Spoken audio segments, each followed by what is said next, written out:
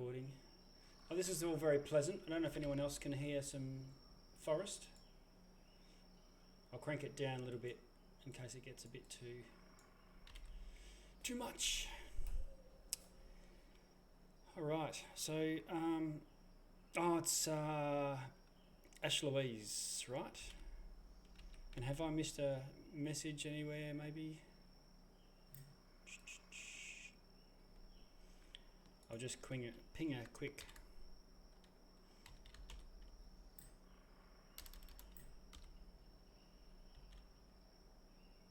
Quick message. Okay.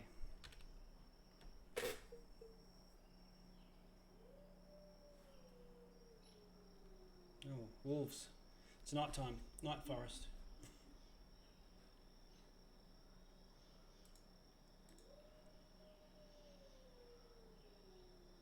Okay, I'm ready to rock. I think what starting page are you seeing? The launch with the scroll and all of that palaver?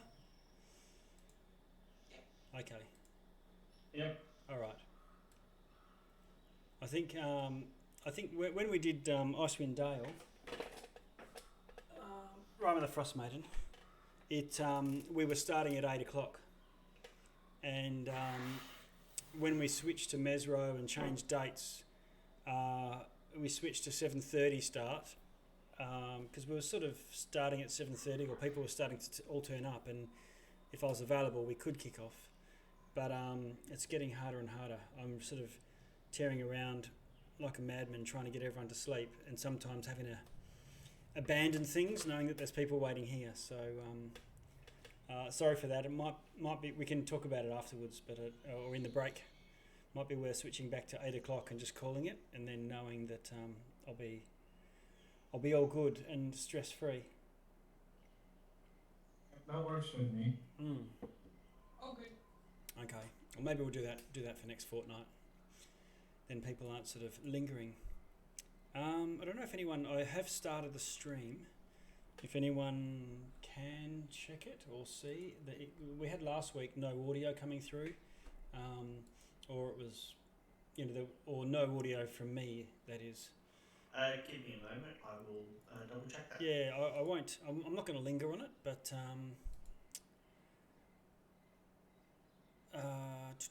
yeah, the focus is here. But in that case, is there anything? Yes, audio is coming through. Oh, happy days.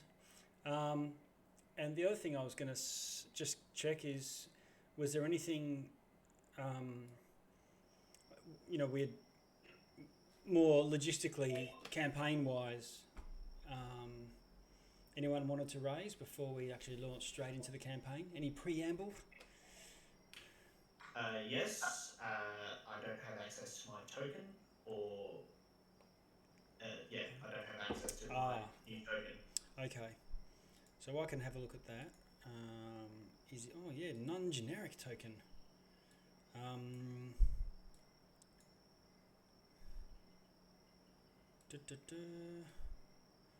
What's your character's name? Aragon. Sorts by alphabetically, so unless I know, I can see Zach Elros. Save? That's old school, isn't it? That brings back memories. Yeah. Neo Scorpius. If I go into your old character, okay, Aragon, right, so I should be able to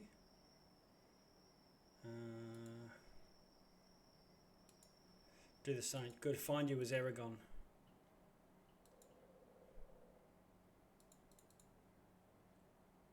Aragon? No, can't see you there. I can see the token when I ping it. Can you move? I can't select it. Can you move it now? No? Nope. I'll do a hang on. Save settings. That always helps. Try now.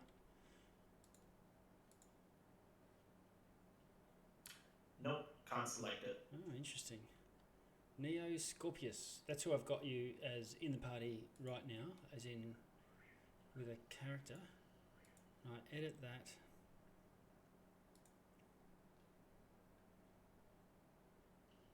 Jacus. Interesting.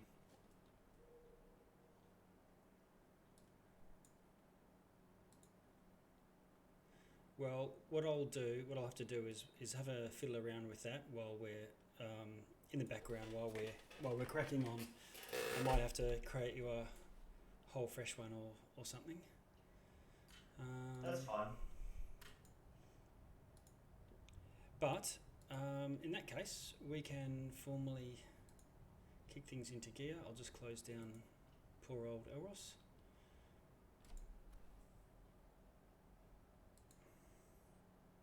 I've got a whole new setup. I've completely wiped the PC. Switching to Discord by the app, not by the web front end, which apparently has got better performance and more configuration items, which I'm not going to touch. And I think if I have a little squiz, I've now got everything running, like streaming, recording, Roll20, bloody blah, and 29% CPU. Life is sweet. Oh, graphics 36%. Nothing. All right. Apart from me getting all so happy, someone said to me today, "Oh, you're so excited about your PC CPU." It's like, oh, you don't know how hard it's been to run D&D games over the last few weeks. All right, let's go.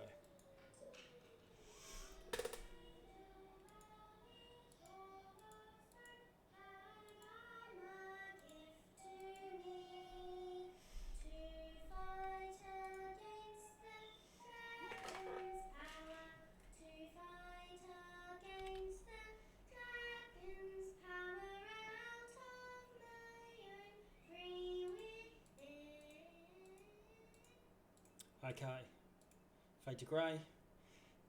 Welcome everyone. I think we're just waiting on Ash Louise to show up, but otherwise we've got 4 here for today, so they're all ready to go. Slight recap on last week. So you well, not just last week, but just to set the scene. You're with Artist Simba, Masika, and Dragonbait, another adventuring group that spent a long time in Mezro together. You're pursuing some sort of the long goal is the evil forces aiming to up to no good. You don't even know what the goals are at this stage, but you've found many sources of corruption, seemingly varied, but you've encountered 2 of these entities and defeated them so far. A corrupted elemental and a corrupted fae. You're deep in the heart of Chult, way away from the busy gold rush of magic and treasure leading towards Omu, and where Raznisi was recently defeated. Raznisi being a powerful entity responsible for many of these undead, apparently, that are roaming the jungles of Chult. And you find yourself now helping this other group, searching through the city of Mezro. You've also had some hints that this may also be the path or the way to find this and defeat this entity that you have been looking for. I'll switch maps now just to bring that up on screen. Get the overview map of Mezro going on. Oh, what have I done? A bit of a jig. This joke's going to get old pretty quickly, so before I do anything else, I'm going to just stop that. Let's see, what do we have for Mezro? Not that. There we go. Okay, so let's have a look. Mezro. We'll just pan back. This will help me sort of guide you through where you are. So the whole city is flooded. Doesn't look like it used to be. There was just main thoroughfares entering into with a huge temple, which still has this powerful illusion of great god of Chult sitting in the centre, always watching whichever direction is the viewer looks. You came from the south by canoe, parked your canoes, if I ping the map here, to the far south, and levitated up the wall with the help of Riddle, I believe, who can just do it at will forever. It's just one of your skills. Riddle, what's that called? While I'm going, if you could, what's that called? I think it's got a pretty cool name. The warlock. Yeah, it's part of my warlock in just a moment. Ascendant step. Awesome. Ascendant step. That's a little bit. Sounds so powerful compared to levitate, the level 2 levitate spell. You've got a map. You've got it's not actually a map. It's a rubbing of a maze, but it's been interpreted and to represent these markings that you can see on your map here by these sort of red rectangles as places of significance. And you've been to a couple of these places of significance, and as you've done so, you've been able to activate the points. And so looking at I think deciding last week that you would just try to spread out and activate them all and then see what happens as a means to maybe open the window, so to speak, or shift the veil. Let's see, the first place was Artis Simba's residence, or very close to it, in the middle of the main what was the residential centre of Chult. This is this area here where I'm pinging. That's in the south-western quadrant. You then crossed a large watery gulf on these huge rope vines. What's happened is trees at some stage have probably fallen across, and vines creeping up them. The trees eventually rot away, but they leave these massive vines that are all living, forming these giant bridges, maybe 2 feet across. They might move a little. And I think Jacuz and Ice both fell in to the water, and luckily attracting lots of crocodiles, but you got out before they arrived, and then no one else fell into the mass of crocodiles waiting for the second person to fall. You then went into another quarter, which seemed like some sort of either affluent or sort of temple zone, and let's see, you went to a large statue of a king where the rubbing was taken. Activated that, but the rubbing was gone. What was it? The stone thing from the rubbing was gone. And then progressed. I think this is where you are now. And eyeing off crossing the river. The big encounter last week was an ex-beret, one of the Pal Aladin was the translation. It sounds like it might be an ancient root word of paladins, but it's referred to as the protectors of Mezro. And this guy was known to be a Mezroan protector of the city, but somehow had fallen from grace, become an undead, and was slaying and raising things as zombies, including a clutch of beholders. You found 1 dead one and 3 that had been raised as zombie beholders.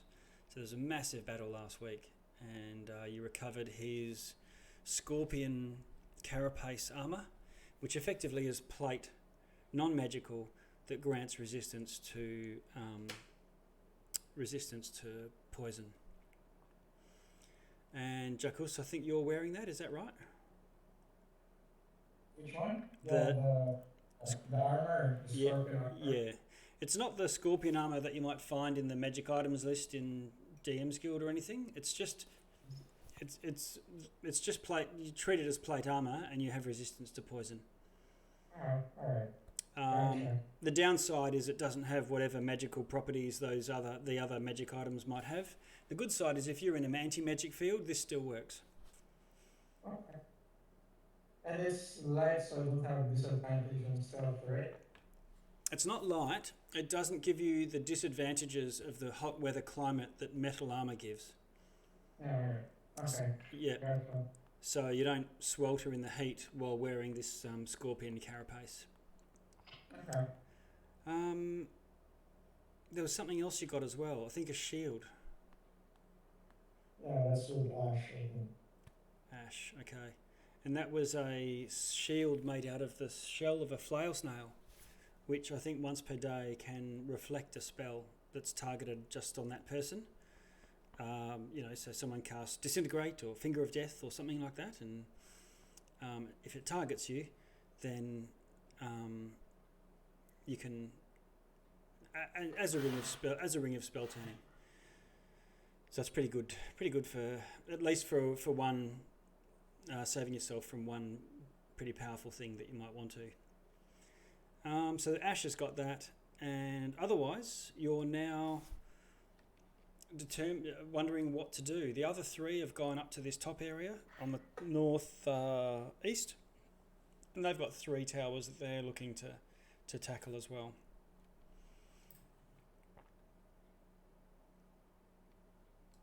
So I'll throw over to you guys now, and you can. Didn't we run into an older gentleman on his... Oh, you did. That's right. Now, what was his name? I forget now. It'll be in the chat. But basically, an ancient cleric to Ubtal. He's probably more than 120 years old, so getting on. and even in his own words, he's reached the end of his time on this place, and he's been travelling Chult and the wider world for more than a century now.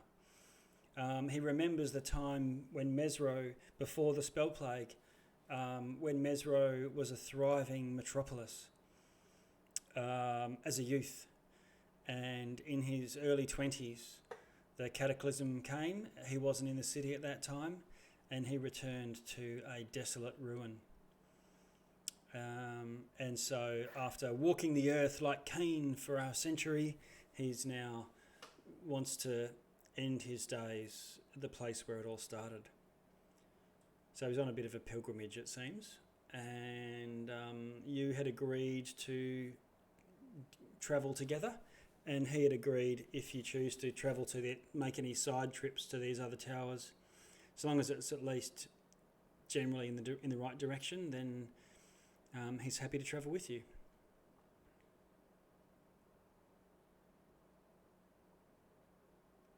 Okay. So you've got a I what? think Go for it. I think we're supposed to go to this area, I think. To the next red square. For the next plan, yeah. Sounds right. Is this the one that's across the river, Jacques? Yeah.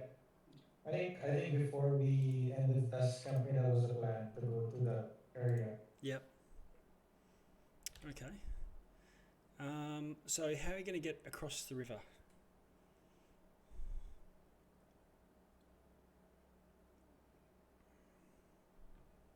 Wasn't there a bridge we passed earlier? Could we go through that? I think you crossed at a narrow point a bit further to the south. This I think we crossed a bridge at this area. Yeah, that's right. So you could go back down that way and circle back around. Yeah. Okay. All right. That's the way to go. Okay.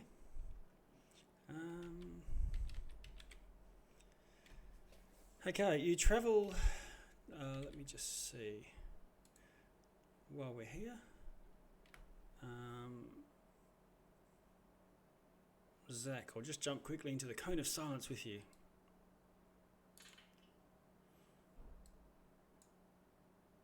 Okay, have you got me? I do. Okay, so it's just us in the Cone of Silence. Anyone watching the Twitch will see, or hear us, but not the main group. So, what were you thinking in terms of an introduction? I'm happy to have it mid-battle or something like that, but also open to. Well, I was thinking like that my character is being chased by beastie of some sort. Yeah, okay. I was going to leave that up to you. Yep, that's no worries. Because that's whatever you choose. Yeah, sure. Other than that, I'm pretty certain that'll be fine for a new Yeah, character. sure. Okay, and you've also, because one of the other things with new characters is needing to come up with a plausible reason why the party might accept you to travel with them. Like they have this, which is not that they do that sort of all the time with generally good characters or characters that they can ally with. But probably more importantly, is there any like ongoing thing, like what's your character's longer term goals or aims? Are you like an adventurer just looking for treasure, or looking to make a name for yourself, or? Well, I was thinking that Bahamut, the Platinum Dragon God, Yep. has contacted me in a dream, and there's an ancient weapon of Bahamut here, in this ancient city. Yep. And his voice also said, seek out a group of adventurers who have saved Iceland. Okay. And stuff like that. All right. So you had some sort of religious epiphany that's directed you in this, sent you in this direction, similar to what Asher's had. Yes. Okay. Yes. Makes it very easy. We don't have to sort of concoct anything too convoluted or whatnot. Sounds good. All right, I'll jump back and we'll get you in as quick as we can. All good. All right. Let me get back here. All right. Oh, do you want to? You can drag yourself back in, can't you? I just want to. Yes, I can do that. Okay. All right. Cool.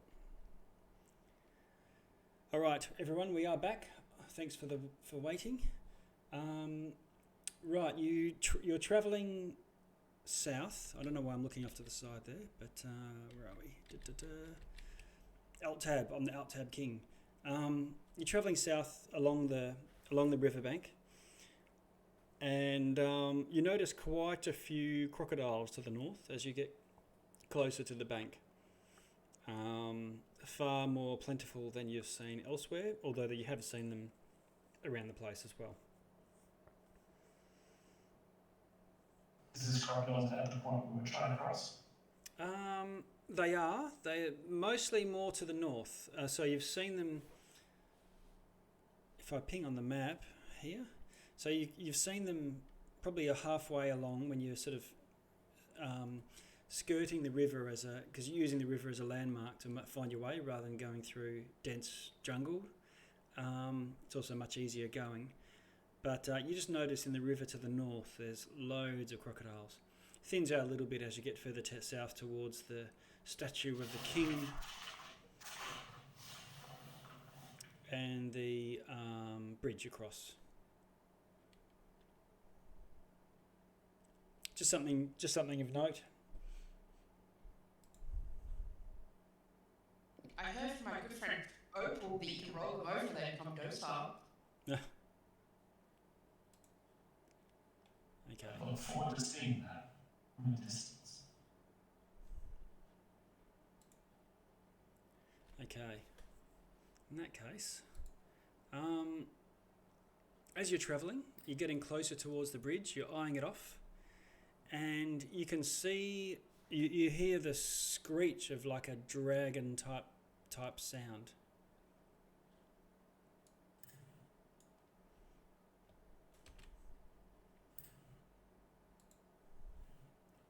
In the direction you're going.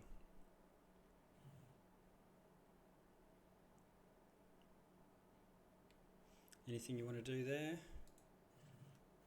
That can't be good, and mage armor myself. Okay. How far away does it sound? Oh, half a mile. Well, not quite. Probably half. Not 500 yards. Probably 500 feet. Oh, very close. Yeah, Alright. quite close. Well, sharp your hide and see if it comes any closer. Okay. Yeah, ready my mace. Okay. Mace. Probably a few hundred feet in the air, you see this large winged creature. Voof, voof, voof, rah, and it flies over you a couple of hundred feet away, and flying over the river, and it does a wing over, which is more like when they fly upside down, so like as if they're going to do a loop-the-loop, but instead of finishing the loop, they flip back upside down and fly directly back the other way they're going. So it's how a flying creature can quickly change direction.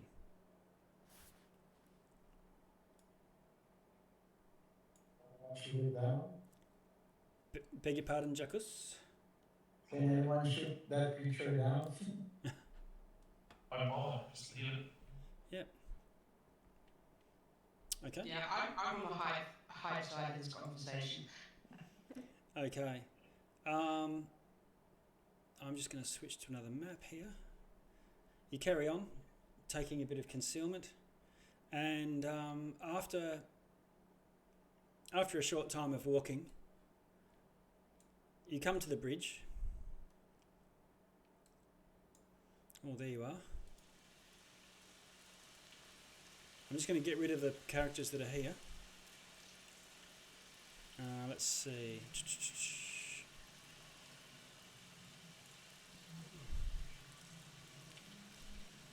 I'll just turn that down a little bit.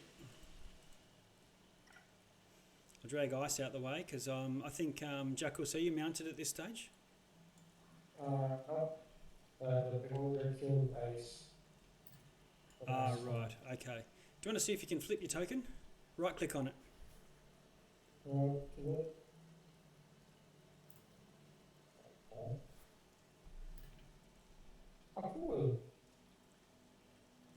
Okay, so I need to resize it, but you can just flip. There's two different versions of the same token.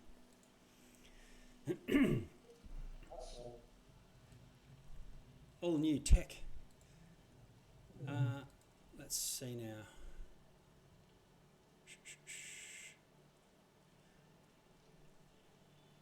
Now, what am I missing? I'm missing... Okay, all right. So, at the bridge, I'm just going to move you back to the edge here. I'll get rid of Masika.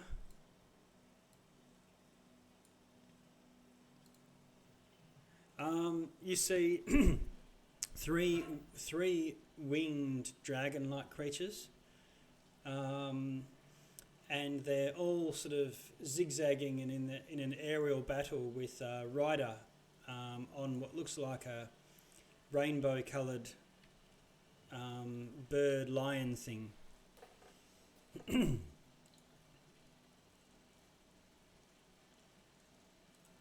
How high up are they? Just past it, just only maybe 100, 150 feet or so.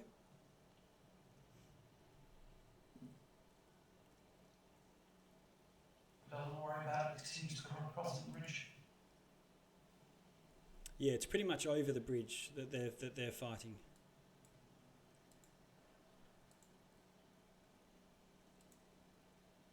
Yeah, Sharpie doesn't worry about it, just keeps crossing. Okay. What are the chances that we're going to get over this bridge ignored? We're about to find out. Okay, I'm looking at our token page here. Trying to find my sort of colourful griffin token. It's here. I think I've got it. It's called Ghost Town. Yes. But where?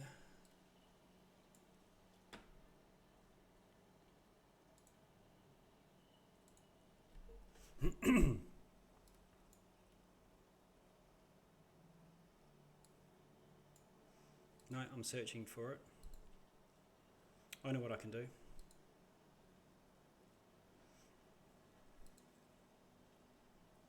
All right, we're coming back here. And what about Riddle? What are you doing? You said there was a figure on one of the creatures. Yes, yeah. Did they look in trouble? Well, they look like in mid-combat, so a little bit of damage, but hard to see with armour on. Up to the edge of the bridge, and I'm going to fire off. You said they're about 100 feet from us? Yeah. I'll fire off a chill touch at one of the flying creatures All right. that's attacking the rider. So what I'll do is I'll clear the turn order and get everyone to put themselves in.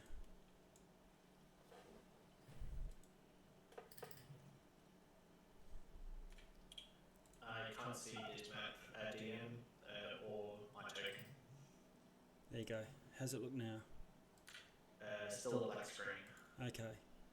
So we're going to have to find...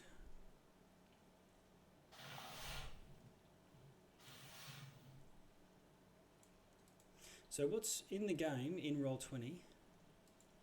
If I go to you... I'm just going to drag... Oh, there we go. How's that look? Black screen. Oh. Maybe you don't have visibility. Yeah, that's what it is. Do you have dark vision, by the way? Yes, 60 feet. Okay, I'll just add that in while I'm at it. How's that looking now? Still a blank screen. Okay. Represents Elros Zach. You're saying to me that you've changed your name in Roll20, and I can't see it. Let's have a look. Elros Zach. The name is Aragon AC21. Might help. Ah, I see. Aragon. So what I'll do is I'll just change your name in Roll20 to Aragon. For anyone watching, this is a lesson in Roll20 crash course. And then I'll find you. Easy. Aragon, there you are. And we're in a happy place. What's your passive perception? May as well do that while we're here. 20. What? It's crazy talk. And what's your hit points maximum? Alright, that's way too low. Yeah. 108 maximum. Respectable. Okay, let's see how that looks now. Stacked on top of each other. Yeah. How are you looking now? I can see the map. Can you move it? Do you have control of your faculties? I do. Okay, good. Now, I think I put your beast under beasts, surprisingly. Oh, there we go. Ghost nail.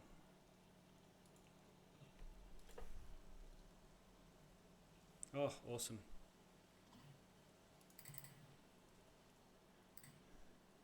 Okay. So I'm going to drag Ghost Nail out. Okay, we're in a happy place. So if you can find or somehow, you know, a token with yourself, you know, you're not going to find a Griffin riding Dragonborn probably, but maybe or something, then I can create the same flippable token to you as well. I will send that through to you sometime this week. But for now, I'll just grab you both and group them. I'm going to put you over here. Advanced, there it is, group. Right, we're done. So Jackal, Sharpie, Riddle and Aragon are all in there. And roll D20, here it comes. 1. Alright, okay. Could be worse, it could be my roll. What was your... Oh, you're still on an 8. That's not too... That's halfway through. People have very high expectations, though, don't they? Yeah. Let's up that to 1. Sort descending. Okay. Aragon. What do you want to do? You're first, followed by Sharpie, Riddle, Jackals. So, any of these species sweeping in currently? They are, and you can... Are they within melee range? They're within move and melee range, but none of you have the hover stat, which is what gives you the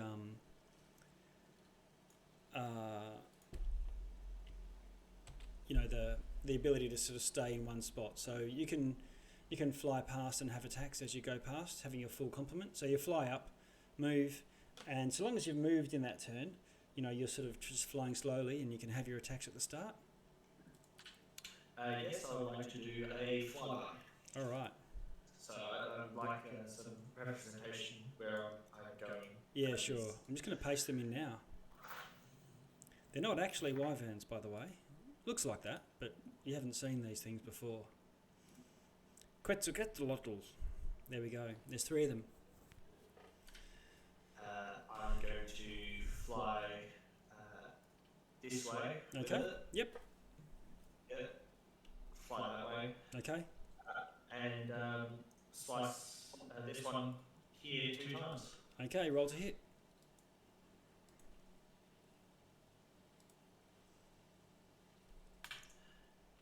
Does a 13 hit? Ooh, let's have a look.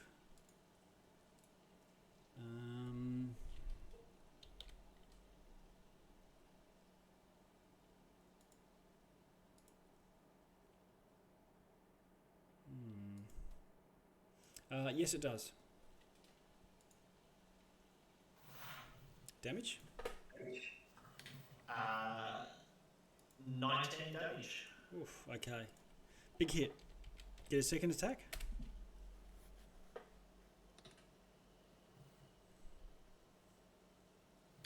24 to hit. Okay, you hit it. Doing 10 damage. Okay. And that's and you don't want to move and take a free strike, but you can just stop your turn at it if you choose. Which is what I'm doing. I have moved this Sure. turn, so Yeah. So long as you move, that's fine. And we just have to be reasonable about it. You can't moving 5 feet's not really gonna cut it, or you can't sort of circle around on the spot or whatever. Just do whizzy dizzies, but I won't be strict with it so long as you sort of move. I don't know what it is, a material distance. But we're not doing old school manoeuvrability classes or anything like that. But Sharpie, you're crossing the bridge and you can see one of these things has sort of spotted you and started to sweep down. Oh, one of which things, sorry? The one to the north. The river things? The one to the north.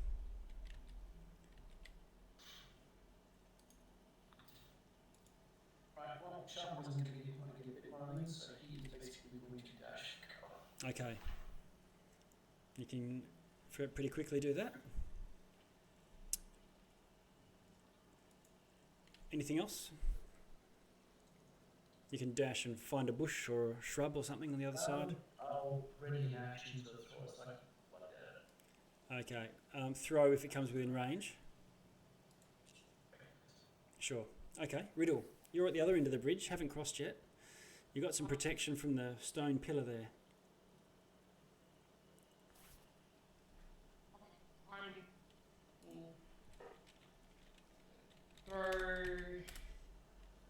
I'll throw 3 Eldritch Blasts at the one that tried to swim at Sharpie. 3 Eldritch Blasts. Okay. See how you go. Roll to hit.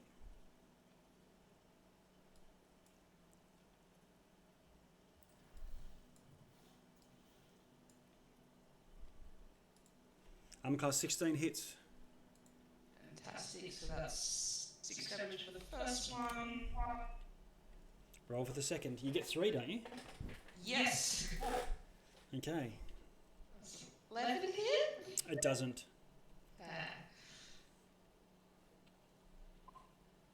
I'm guessing a 22 does, though. It does. So another 6 damage. Okay. Boom, boom, boom. Do you want to do any movement? No. Okay. Rah! Phew, phew, phew. Jackus. They're all out of range from me, right? They are. Well, they're out of melee range at this stage. I'm just gonna move here in the middle of the bridge and take the dive up one. Dodge action. Okay. Yeah, but I have weapons out. Okay. All right. Now I've said wyverns, but that's not quite the case.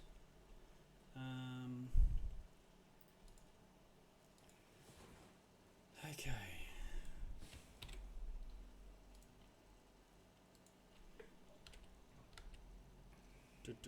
Bear with me for a second. Right.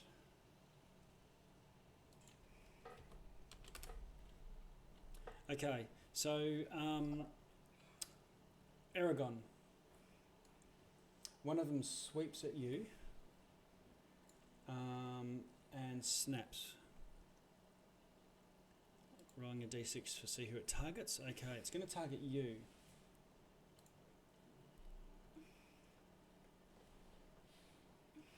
And it bites. Tries to bite. Hits on class 17. Does not hit. Yes, okay. And from there, it then flies 80 feet and flying away. And so by the end of its flight, it will be off the screen somewhere. I'll move it as we go. It can take a free strike from me? No, it doesn't. It doesn't provoke any opportunity attacks when it flies out of an enemy's reach.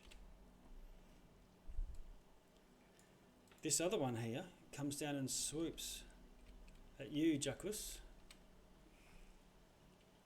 and goes into like this big dive. Use my grace once it gets to range. Okay, it gets so close that you can thwack it. Where you go? Okay, hold on. My shadow stay. Oh, hang on. What's your range with that weapon? I don't think it's going to come within range of your weapon. Oh, it's just 5 feet. Yeah, no. So what's happening is it dives down, swoops down, and then stabs at you with its beak, but not close enough that you can brace to it. Oh, okay. Unfortunately, it's doing a flyby, a similar sort of thing. Hits class 20, Jackus. 20, yep, that hits. Okay, so it stabs at you, doing 19 damage. Okay. And let's see, Sharpie, is that you might want to check to see if that's within range of your triggered. You were holding a throw? If something came within range. No, it's out of range for me. Yeah, okay, alright. And then it keeps going, yeah, it goes north and continues. It's sort of off the screen, but I'll put it there just so that you can see what direction it's in. The other one swoops down straight at you, Jackus, and you can see where this one's starting quite high.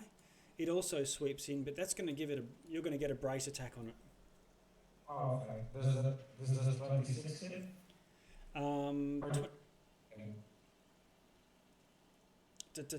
We can't dial that back to your dice roll on the other one. Okay. So I'll roll again. Just sticking with the principle of roll the roll that you have to, rather than deciding whether to keep or re-roll another dice. It's hey, look at that! God's willing. It is ordained that you shall roll 26, and that shall be the number. I'm gonna add my shadow strike to that, Hey, okay. and a level 1 divine smite. All right.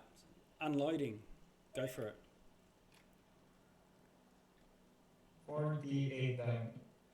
Oh, you one-shot it, and it goes into a big dive. And it's going to crash into the bridge. I'll give you a dexterity saving throw to dive out of the way before this enormous thing lands on you in a tangle of crumpled bones. Okay. Okay, Mr. Okay, Mr. Dodgy. Let's see. Here we go.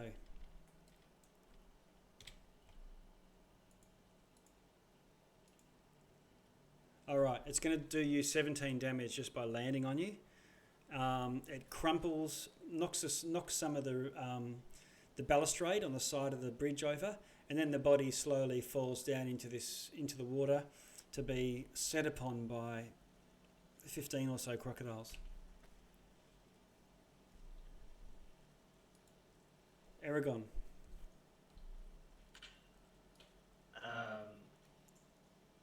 I would like to land Ghost Snail safely on the ground. Okay. Whereabouts? Just over here. Okay.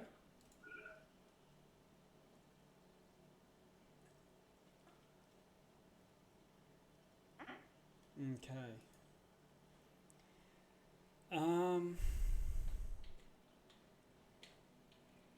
All right. So you land. We're out of combat. The one that flew off to the north continues flying.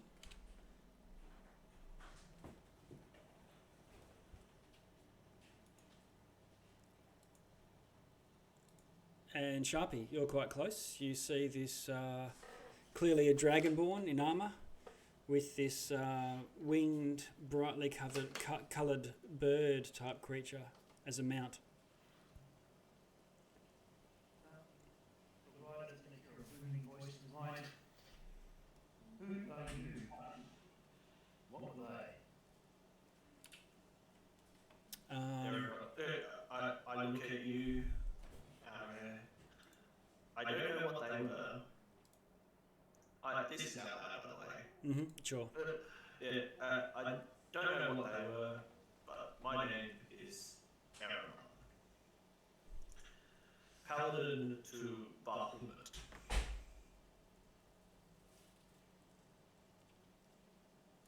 Wow, my mate. Looks impressive. Sounds impressive. You only visit the statue.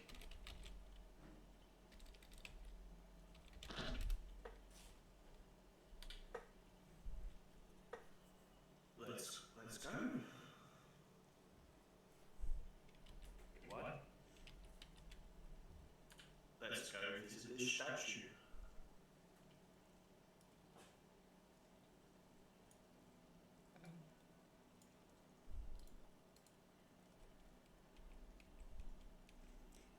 What do you think of this creature riddle? It's Quashka.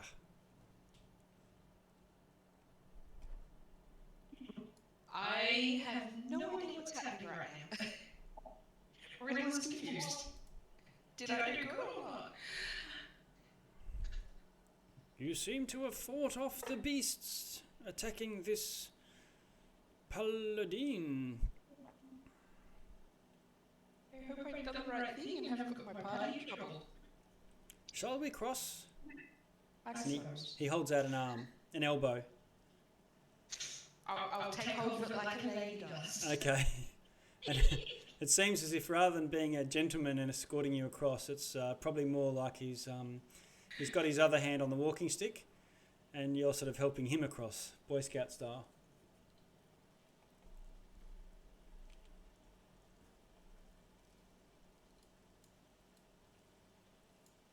What about you, Jacuz?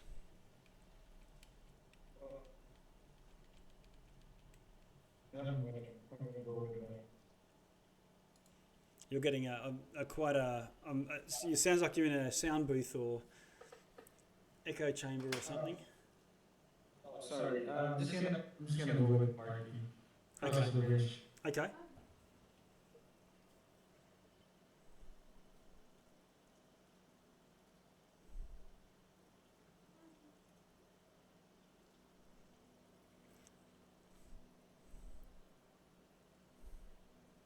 So this Quashka is sort of looking around at you, from you, Jacuz, to you, Aragon, and you back to you, Jacuz, and says, "Well,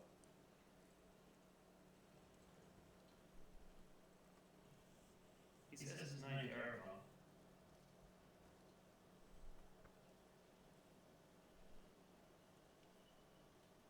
is Aragon. Aragon." Quashka introduces himself. I am a priest of Ugdao. And everyone gives a slight nod to, Mm-hmm. as in, and says, well met. What brings you to this derelict city? There is an artifact here belonging to Bahamut. I wish to seek it. Treasure hunter. He talks a bit like Bane, it seems. No, not a treasure hunter. An artifact salvager. Ah, okay. Looks like his wisdom's up there.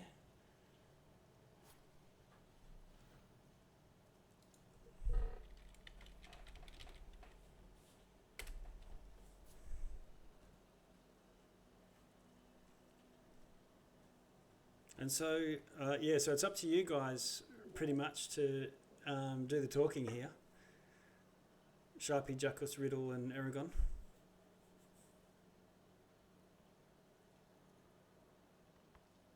Would you care to join us? Perhaps we'll find your artifact on the way. I would love to. What sort of artifact is this? What does it do? All I know is it's a weapon. I don't know what it does. I don't know why I've been sent to find it. All I know is it is a weapon.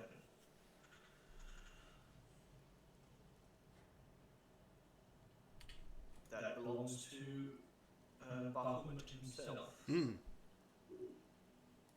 Hello. Ah, Ash. So sorry. That's all right. A friend wanted to hang out and it came over and I sprung it on me like he just came over like 30 minutes ago. I'm afraid completely like doped out. Oh, good. No worries. What's happened, just to recap, is I'll drag your character across with the rest. Is that the party was travelling to the next tower, the next activation point, with Quashka, this old cleric of Ubtao, and there was a battle going on over the bridge, where there's a dragonborn paladin of Bahamut and his mounted griffin, and his griffin that he's sitting on, fighting 3 wyverns or something along those lines, and some of the party took cover and some of them sort of beat off the flying dinosaurs and killed a couple killed some and sent the others packing.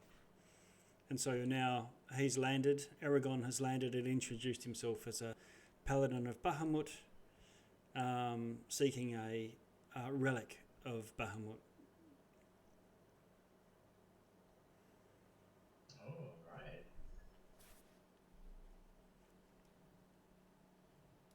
Do I have to introduce myself? Yeah, I assume you've all introduced yourselves. That's all good. Oh, has everyone else already done the same? Yeah. Oh, well met, servant of Bahamut. I am Ash Louise. I just go by Ash. I serve Salune originally, but I also serve the Elven God of the Sun Lathander as well, as a cleric of Twilight. I'm here myself on a holy mission to defeat Shabralak, or at least that was the original intent. But since we've come here, we've uncovered that there is much more happening in the continent than just one fiendish entity. So I'm sure we will be obliged by your assistance. And I'm willing to give my assistance whenever needed. Okay. Sharpie rolls his eyes and heads off astounded. Wait for him. Bam felt Span quickly go, also, this is Richard, just ignore him, and then bamf him away. That is a neat trick. It's not neat when he mocks me in battle. And I'm just gonna start walking off.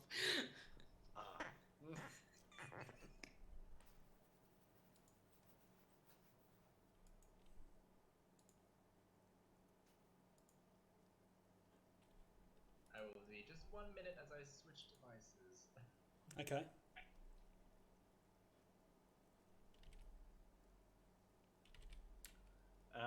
At this point, I will dismount off of Ghost Nail. Yep. And walk on foot with the party. Okay. And I'll send Ghost Nail as a flying scout up above. Okay. What did you say? Ghost Nail? Yes, Ghost Nail. Okay. I might change. I've just got Griffin on the page there, so I'll mess about with that while you're carrying on your conversation with your new companions.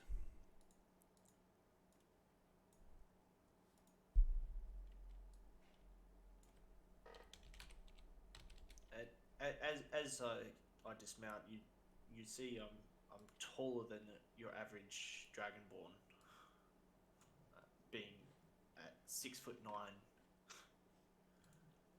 Okay. All right. So Krashka looks to you all and says, "So, Riddle, you have invited this gentleman to join us, as you did me. I'm ever eager to reach my final destination." Well, Sure. it's always nice to have extra squishy things to get eaten before me. I mean, Ah. Yes, and an elbow to cross the bridge. yes.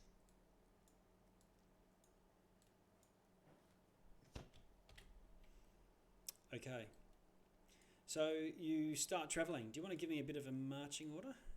I'm assuming that you're going somewhere, you're going in places where you lose sight of the sky, because most of your travel through Mezro is a little bit obscured from the sky. I think Sharpie was first, Skunky. Okay. So if I put you up a little bit. Aragon and Jacus.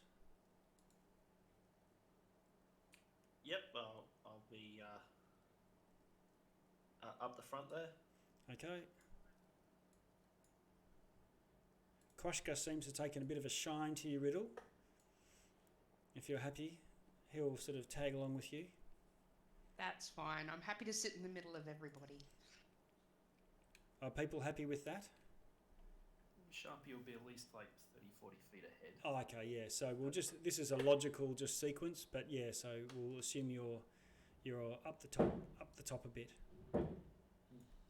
Okay. He's a new guy, but I don't trust you. Yeah. That's unlike Sharpie at all. Okay. Not my fault, he's just too tall.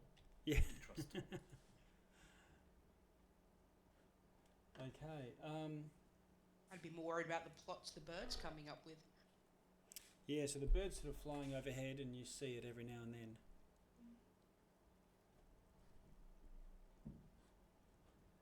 Okay, let's have a look.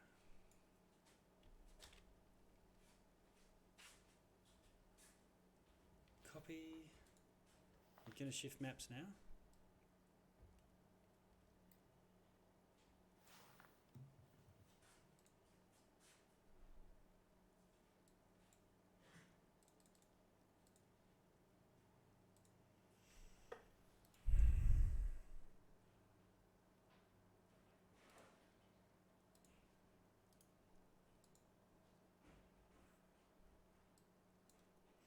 Okay.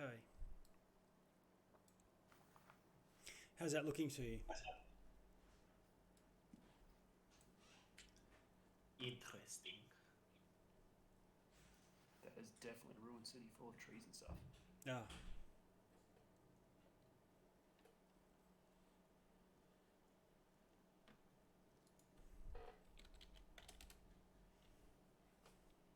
Okay, so you're crossing a bit of a ruin, and Sharpie, you think you see someone in the distance, just a little bit, it's just a bit of movement. You think that there was a being or creature or something that moves some leaves.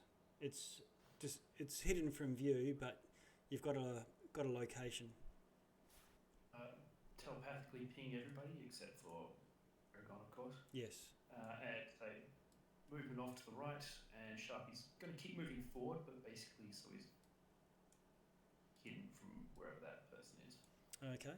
So if we'll just move something along this line here.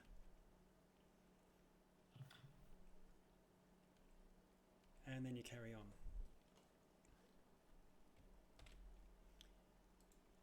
Okay.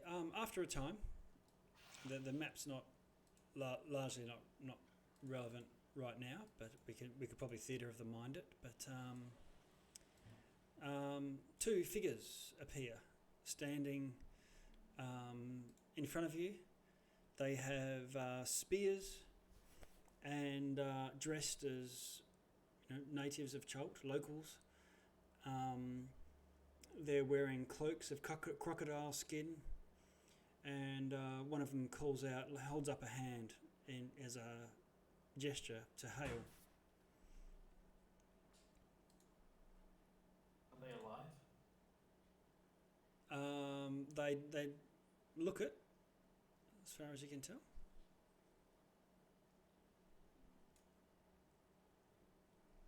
Right, telepathically back to the other guys. Right, check us. I think they want to talk to you. And shut your eyes. Jacques. By top, do you mean swing us with my hammer? No, I think action talk.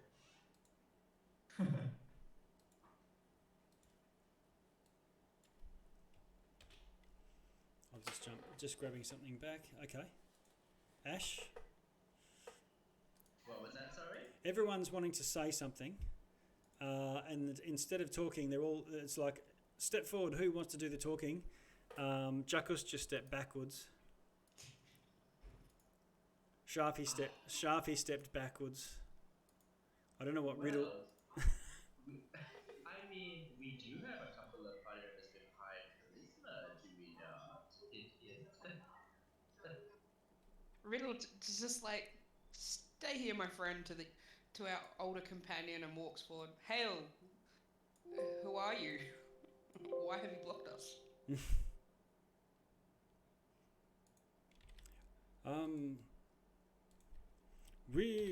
This is the land of the children of the crocodile.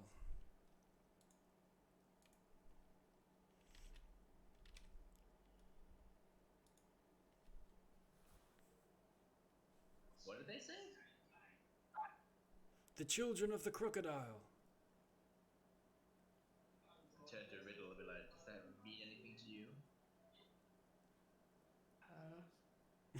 Well, considering they're wearing crocodile skins, what Riddle's thinking is probably not right.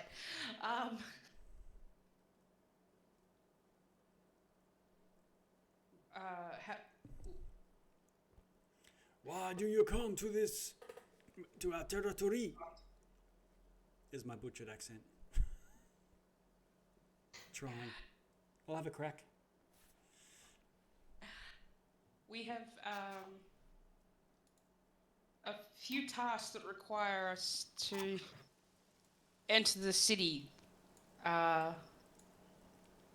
including escorting, I'll point back to the older gentleman, our friend here to the city centre for his final pilgrimage. Ah. You seek answers from the Mudmore.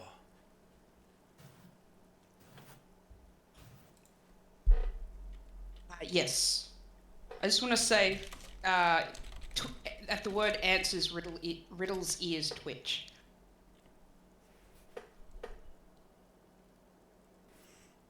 We will lead you to Emberon.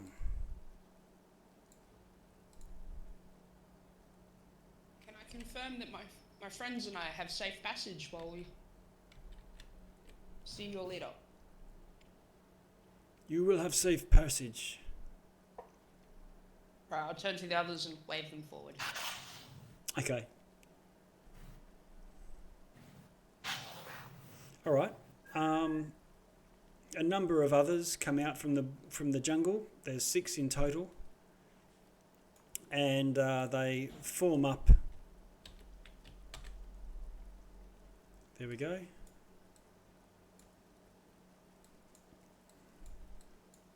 Well done, Riddle. I used words. And two of them stay behind. Sharpie, what are you doing? Remaining hidden. Okay. The party's starting to move off. Yeah, he'll follow at a distance. Okay. Can you do intuition for me? Actually, no, just do a straight stealth, that's fine.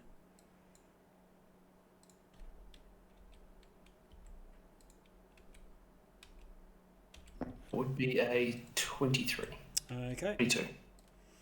All right, so as the party moves off, these two others sort of wait for a few moments, and then they step in from a distance behind Ash Louise and then move off. They're like sweepers looking to pick up anybody else. Yeah, Sharpie will follow on, sort of.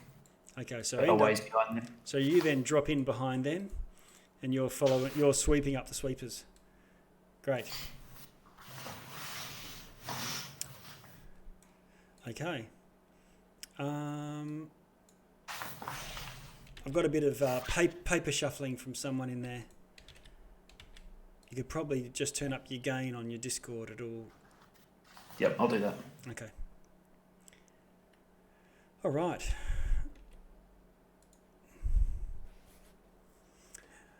You approach peacefully, and the crocodile children of the crocodile escort you north back towards the place where you've been seeking, the menagerie, which used to be a huge cage. And one of them turns to you and says, "This was once the cage of a giant eagle. An eagle able to carry dinosaurs off in its talons." And you can see it is a truly massive structure, but what might have been a cage at some point is largely destroyed, and all that's left is the frame. The frame's got jungle vines growing all up it, hundreds of feet into the air, and all around it is covered in swampy water. So there's a few trees that have been cut down, and each of these trees makes like a stepping stone just above the water, and you can sort of leap from one to the other, and in some cases there's bridges. And so you're walking along around a sort of maze of bridges and so on. Let's see.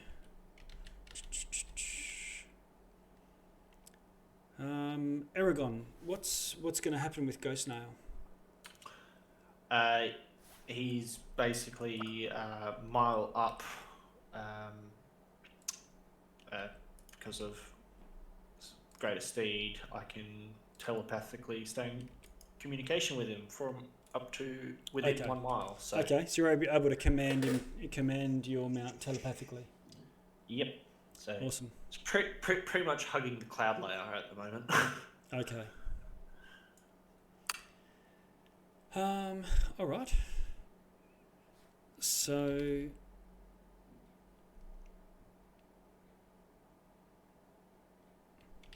you enter. When you enter this structure, you find that there are many more of these worshippers or cultists of each with some sort of form of crocodile paraphernalia on them. It seems like a theme of this group. They really don't like their parents. And there's crocodiles everywhere in the water. Some of them sort of fighting each other, and the people, these children of the crocodile are sort of tending them, feeding them, and eventually you're brought to. I'll see if I can grab. Oh, more shuffling.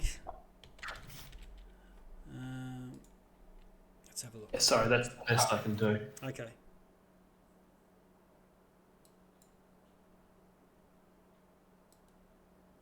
I'm going to paste a picture into the Discord for you. into the Discord.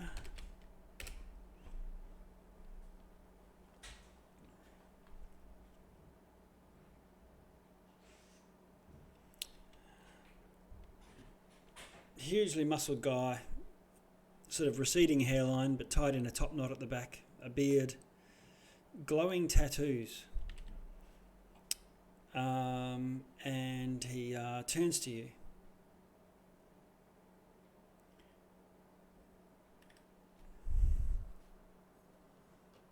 And he says, I am the leader of the children.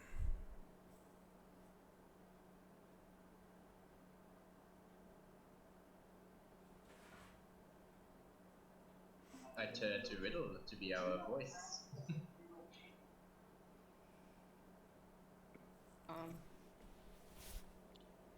Give a very light bow. Thank you for allowing us here. We did not realize this was your land. We're simply seeking passage through these lands to complete our minor quests. We have no ill intent towards you or your people. Okay. Can you roll a persuasion for me? See how charming you can get, Riddle. Oh dear. Oh, you got charisma, surely. Should have lied.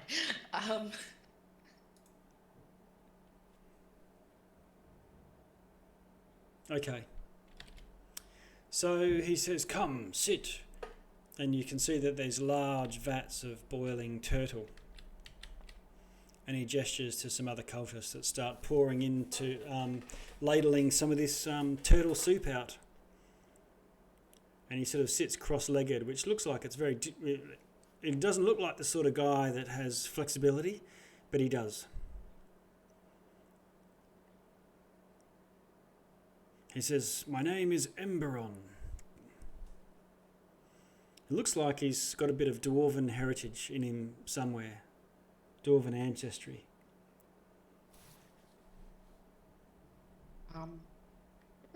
I am Riddle, and I'll introduce everybody else. Okay.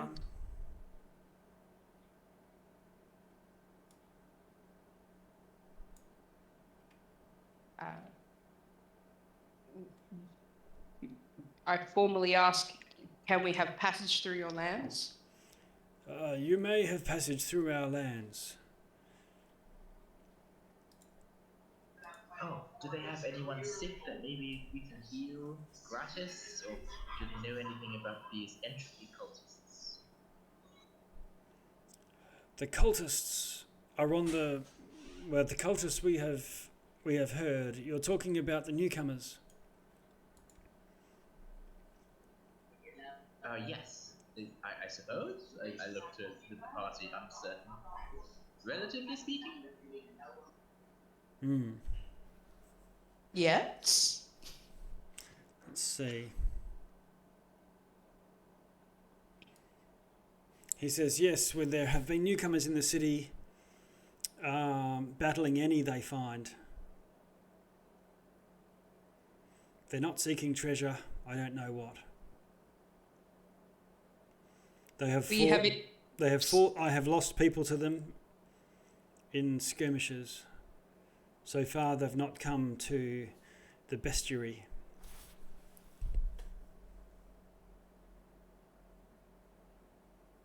If it is sanctuary you wish, you may rest here a while.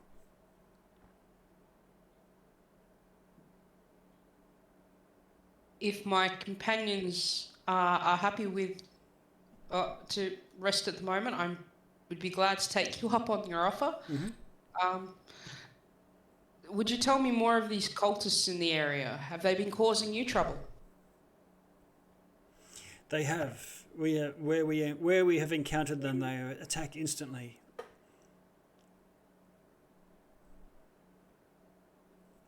I have lost some children to them.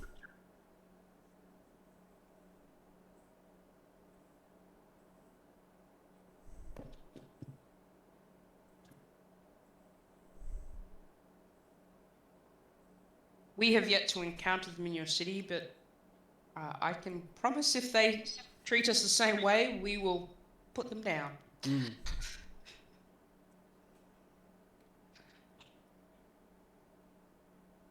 Okay. And turn to the others. Shall we rest here for the moment? Everyone, or? Yeah, that sounds fabulous to me. Unless we are needed elsewhere urgently.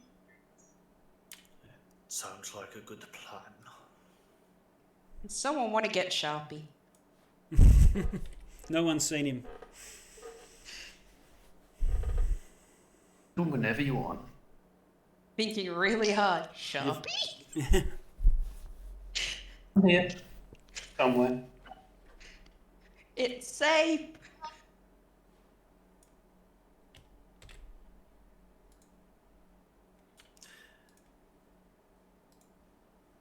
I asked the chief if it's okay if my steed lands while we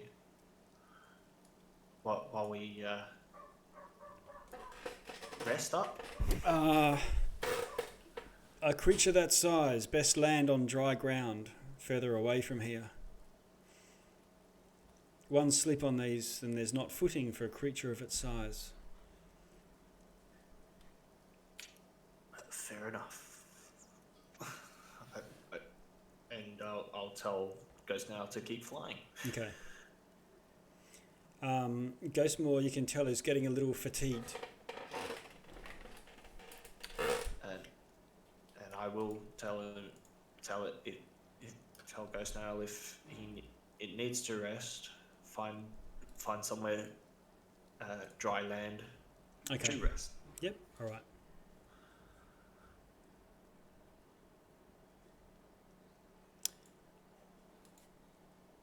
Okay.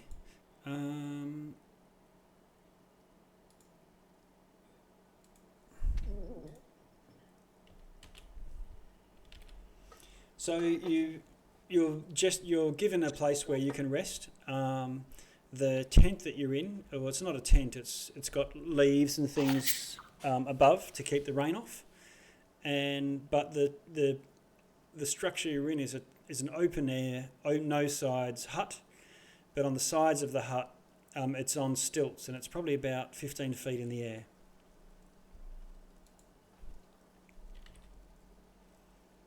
And is this to keep safe from crocodiles? Yes.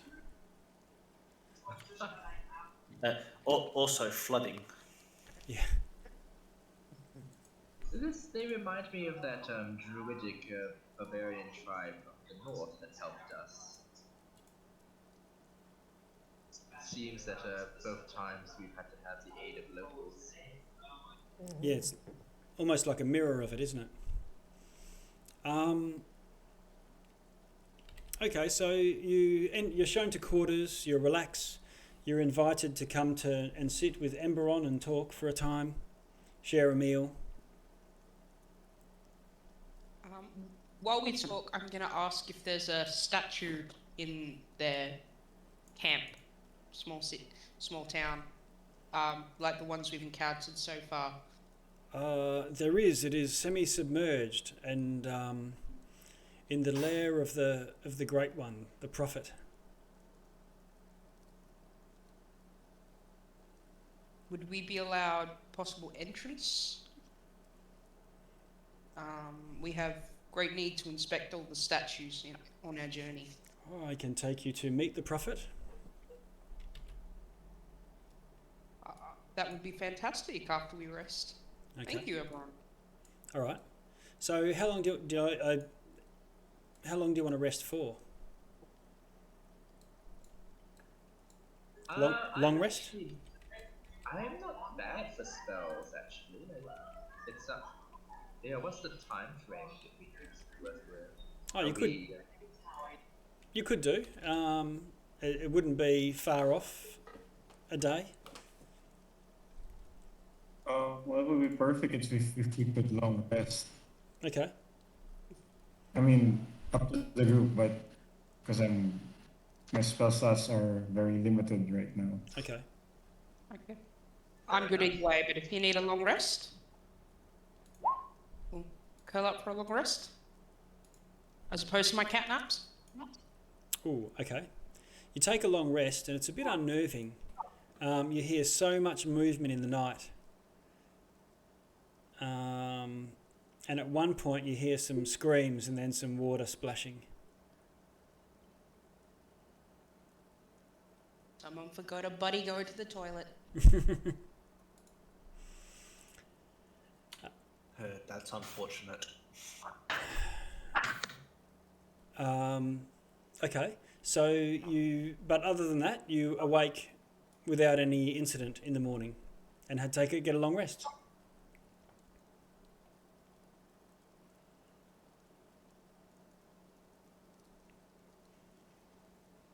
Ooh, all right. Nice. That morning, a couple of children of the crocodile come to you again with some food to share, and you are escorted to Emberon.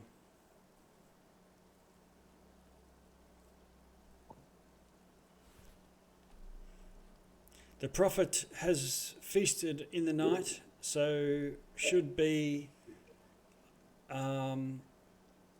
able to be appeased more easily. When she is satiated, it is a lot easier to communicate after feeding. We thank you for your hospitality. Okay. Please lead on. All right, so you led down to the edge of the river, and there's Emberon there with you. And Emberon says stuff in magical words or something. It's not a language that you recognise, more like a song or prayer or something like that. Eventually, you see quite a few crocodiles come up to the water, but they stay back and maybe about 15 feet away from the water's edge. But you're quite surprised that they've gotten so close without you realising. There's lots of debris and scum and algae and leaf litter in the water, and also lots of logs and fallen trees and debris and stuff on the bottom. But the water's quite worked up from the movement of creatures, and as you walk down, you see loads of sliding marks in the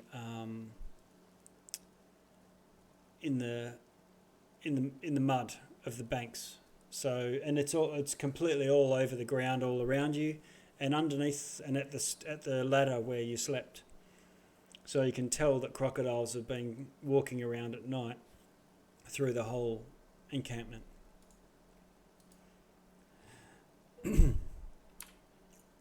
Are there any marks that look bigger, like any slide marks that look bigger than the standard crocodile size?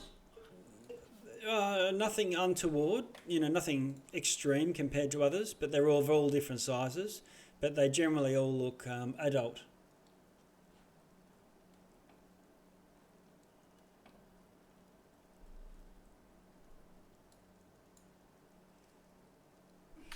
Okay. And Emberon, and you can see out in the distance, there's probably about 20 foot offshore, there is a statue. But he calls, "The prophet is coming." And he sort of kneels on one knee, but keeps a wary eye on the water. Don't get too close. I'm going to take a step back just behind him and mimic his posture. Okay.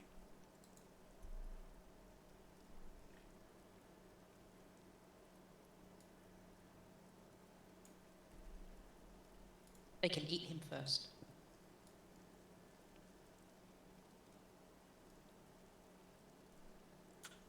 Coming. There we go.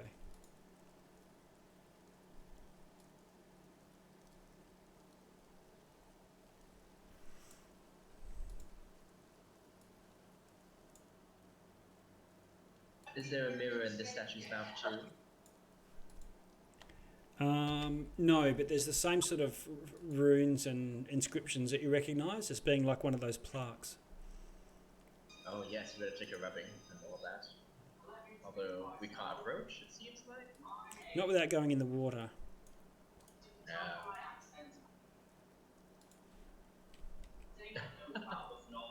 Is it dim light or is it still bright because it's morning?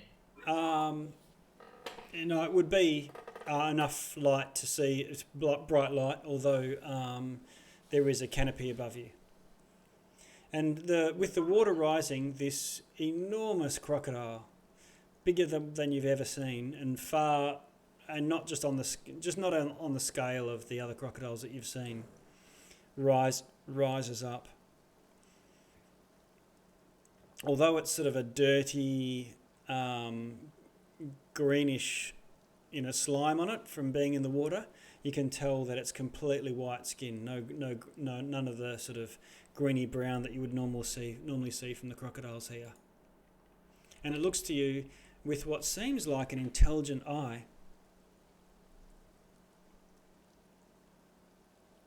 Sharpie, do you think we can have telepathic communion? Does it work with animals? If the animals are intelligent, do you want me to try? Might be worth it. Sharpie will give it a shot. I and form a telepathic link with this animal. Okay.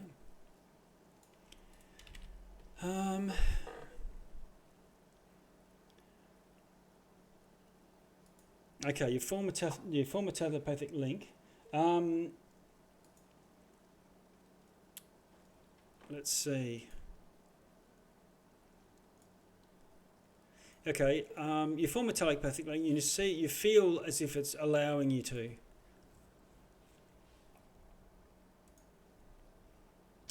Excellent. I should say hi. Yeah.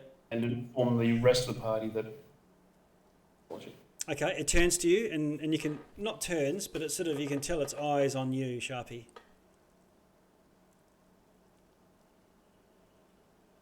And in your mind, you hear it say, "Why do you come to the Mudmoor?" Looking for the entrance to Mezro and describe the stone tablets we've seen so far. Activate these in certain order.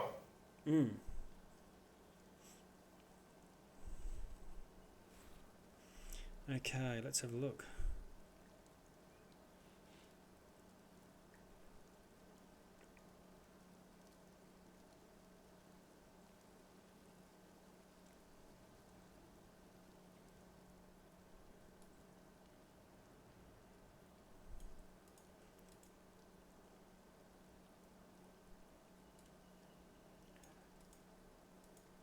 It speaks in. It opens its mouth and speaks to you, and you hear it speaking in your mind simultaneously, Sharpie, and it says, "What will you sacrifice for a prophecy?"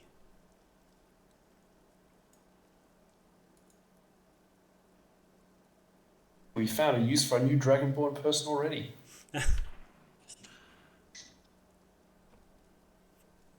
I speak Draconic to this large crocodile and go, well met. Yep. In Draconic, just to see if it understands. Yeah, you get a sense that it does. And as it speaks, you see in its mouth, instead of having a tongue, it seems to be full of tentacles. And every now and then they sort of lap and lick outside of between its teeth.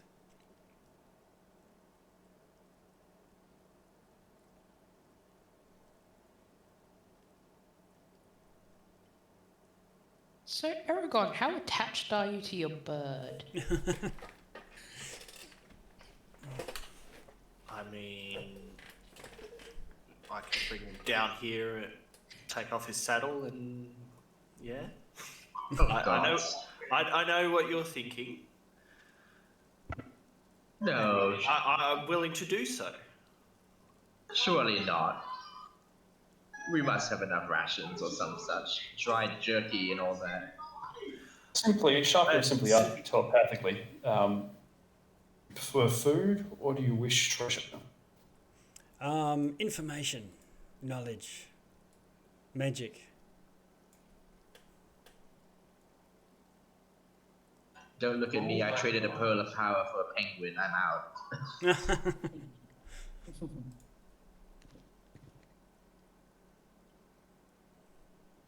I have a amulet called an ancient guardian from Lost City.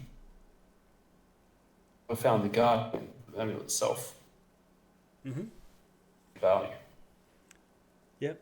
Is this the amulet of the guardian, the shield guardian thing? Yes. Okay. Do you want to do a persuasion? See if you can talk it up. Now that you mention it, oh. If I even have a persuasion skill. +0. Oof. Okay. So Guardian it is reads not. magic items. He catches on and says, Magic without items. without its pairing, this is worthless. Magical items, is that what you're after? I have a really, really rare one. Mm-hmm. And I bet Finn Richard. I didn't appreciate him mocking you last time. Yeah. Vicious mockery, wasn't it? Yep. I have a rare sword. If you require a magic sacrifice. Okay. Can you do a persuasion? You can have advantage. And you hear this, no! from the sword. Damn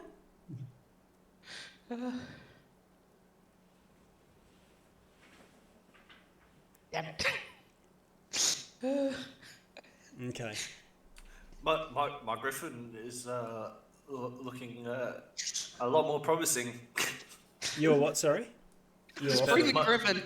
I'll bring Ghost Nail down. Unhitch his Okay. saddle, Yep. and go. You can have Ghost Nail, Okay. my griffin. All right.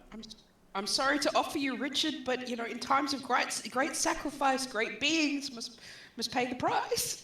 Okay. That's true. That's to spare, obviously. Yeah. Okay. The huge crocodile opens its mouth, and from where it is, the tentacles shoot out of its mouth. There would be more than 10 of them, and they all wrap around the griffin and drag it into the water. And after a time, the very short, the griffin starts splashing and thrashing and so on, and the crocodile sort of sinks underwater, and the tentacles sort of pull the griffin under.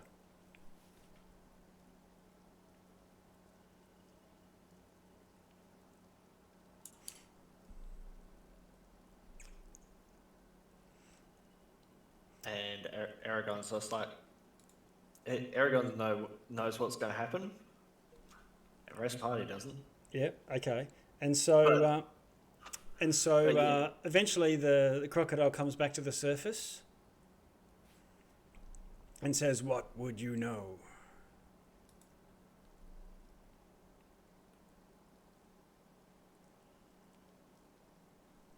I have to activate those tablets in order to get into the Mezro secret city. Okay. Closes its eyes and seems to think for a moment or pause somehow. Some sort of trance or something like that, but hard to say. But eventually it opens its eyes and they are completely white. And it speaks with a slightly different voice. And it says, "Seek out the champions of entropy within the city. They hold the key."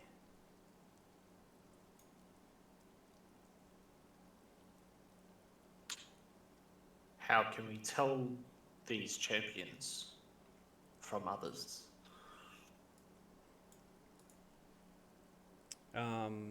And it sort of sinks back into the water with that.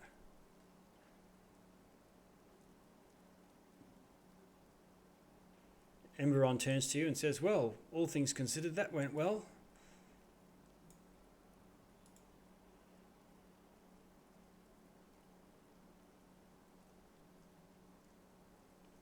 I suppose it did. Although, sorry about your bird, Aragorn. I was going to try and cook it later. Oh, well, don't be worried about it. It will come back. Okay. Emberon says, well, let us break our fast and you can be on your way. Thank you again, Emberon, Okay. for your gracious hospitality and helping us in this matter. We will do our best to strike down anyone that has harmed your own people in return. I cannot believe you are going to give me to a crocodile. Well, he asked for a sacrifice, and I thought, who was the most noble being I know that would be willing to sacrifice himself for a greater good? And my first thought was you, Richard. True. Yes. I'm going to bet him away. Okay. As you benefit away, it sounds like you have a lot to talk about that sword. Yeah. Okay. So Emberon shares that they get many prophecies which they from the Mudmore, and that's the reason why they're all here. They get visions of the future, information from the past, but it all seems to be something that you need to interpret, and it's not easy for them, and that's their sort of life's work, to interpret the messages and the learnings from the Mudmore.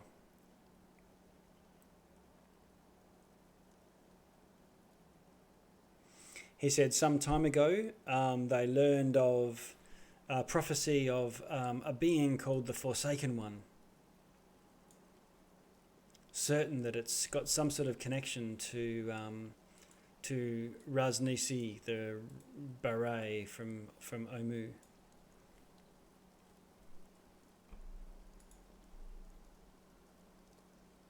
It's just something that they're grappling with at the moment.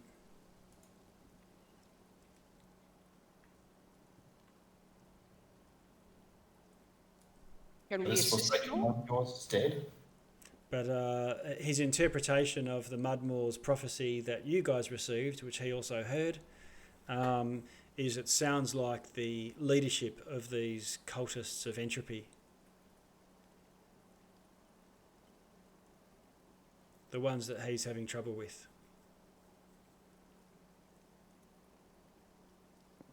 That Can I sounds do it? terrible. Insight check on that? Sure. Oh, probably a bad idea considering what I've just seen. Not the person to do insight. Okay, so you got a 13. It doesn't seem like he's being deceptive to you.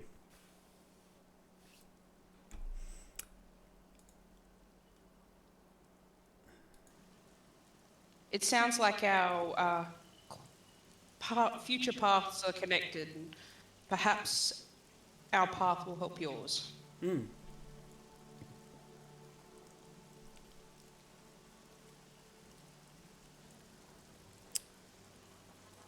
Okay.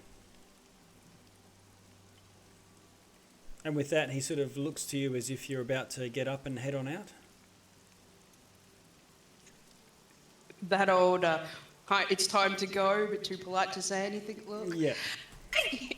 Sort of shuffles. So anyway, I'm going to get back to my whittling. We shall head off and keep an eye out for these cultists for you as well. Okay. Come on, guys. Sharpie, I'll bring you back down into the fold here.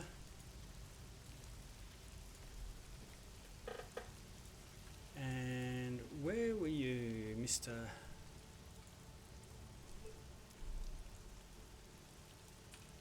Griffin? Ghost Tail's over on the side here, damped out currently. Oh, on the page? Yes, over on the yellow squares. Oh, there we go. Yep, I just wanted to make sure I grabbed everyone before we moved on. Yeah, but he's currently vamped out, so he's kind of dead Okay. at this current stage. Yeah, sure. So this is the start of a new day. No one casting any spells or anything like this before you set off? Otherwise, you... Yeah, go for it. I was going to say, I just want to say, as a general rule, as long as I'm awake, I've got mage armor Okay. active. Okay. So you wake up in the morning, cast mage armor, and you know at least for 8 hours you've got that. So you don't have to worry about saying, I cast mage armor. Yep, no worries. Yep. It's at will, so when it fades off, I do it again. Oh, right. This is one of your... Eldritch abilities, yeah. Yeah, okay. So what I'm drawing in here is your pathway here. Coming around. And where to from here now? Did we agree last session we were going to the city centre after this? What was the plan? So if we technically activated that thing, Yes. If not, Dib's not crossing the crocodile water to do it. Yep. nah, to the centre, it's closest. So after a time, you're able to sort of wade out there and touch your hand to it and activate it.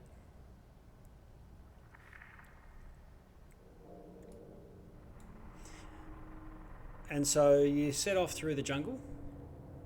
You can see the dotted line the blue line that I'm making. Yep. You're deep in the jungle. Can't even see the sky at all at this point. If I scroll in.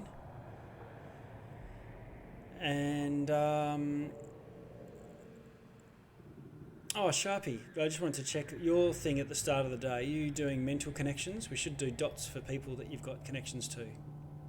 So basically, at the moment, I did Aragon is winning. It's all P. Okay. And obviously, to Owl and to the far piece slabs now. Yeah, so it's dropped off. Whatchamacalled? The Masika and so on.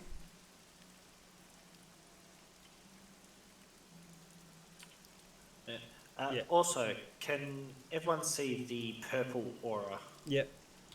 Yep, cool. That's my paladin auras. Yeah, okay.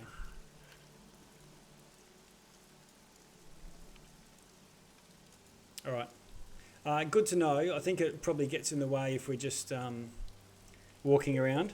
Maybe switch it on in battle or something like that. What have I just done? We got duplicates all over the place. It's you. Okay, so I've grabbed everyone. The doppelgangers strike again. Yeah. Oh, can you imagine?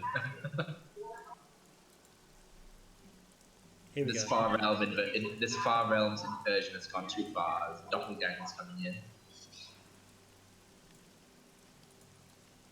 Okay, so I think that's everybody. I've just put you in.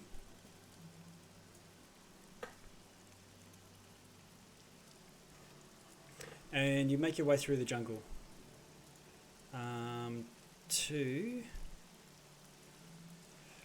the bridge vines that cross to the main temple. There's some hulks of rotted boats, larger river boats, and of course the main temple, which is just a giant pyramid with this illusion of a sitting god at the top.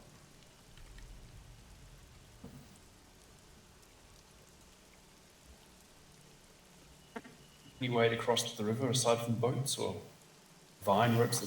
Yeah. You can find a way to walk across on the vines. If somebody gives me a rope, I can walk across with my levitate at the ready, or with levitate, and tie it, and so everyone else has an easier time of getting across. At this point, Aragon whistles, and Ghost Nail appears on the ground. I've got my go across. Oh, yeah. Riddle jumps 10 feet in the air. What the? It was her? I told you I wasn't worried about it. Congratulations, you're chief in charge of crocodile feeding. Yeah. Sure. I can only do that once per day at the moment. I'm pasting into the chat just to give you a bit of a sense of what it's like walking through the city in Discord.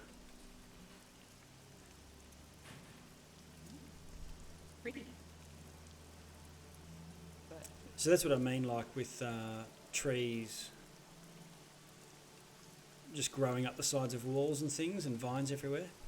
Shafts of light, but otherwise it's pretty... Whoops, what have I done? Oh yeah. So that's why I say sometimes it's dim light, even though it's daylight. Okay, so... So am I running this rope across to help everybody else? Yeah, so you cast your levitate, take a rope, you could pull yourself across using the large vines, and at the end of that you've got a rope going across that you can tie off pretty easily, where there's one of these large rope bridges that you can walk off. So you've got a rope to hang on to, as well as something at your feet to walk along. Alright guys, come on over. Okay. Okay, eventually you get across and you're facing a gargantuan palace. Standing in the centre of the city, tall spires encircle it. There's a tower of crystal and gold. Each spire is linked to the centre by slender buttresses. The whole structure, however, is draped in vines and creepers. Alright. I reckon the activators at the top or at the bottom? The priest with you says, "Oh, come this way," and he sort of shuffles off.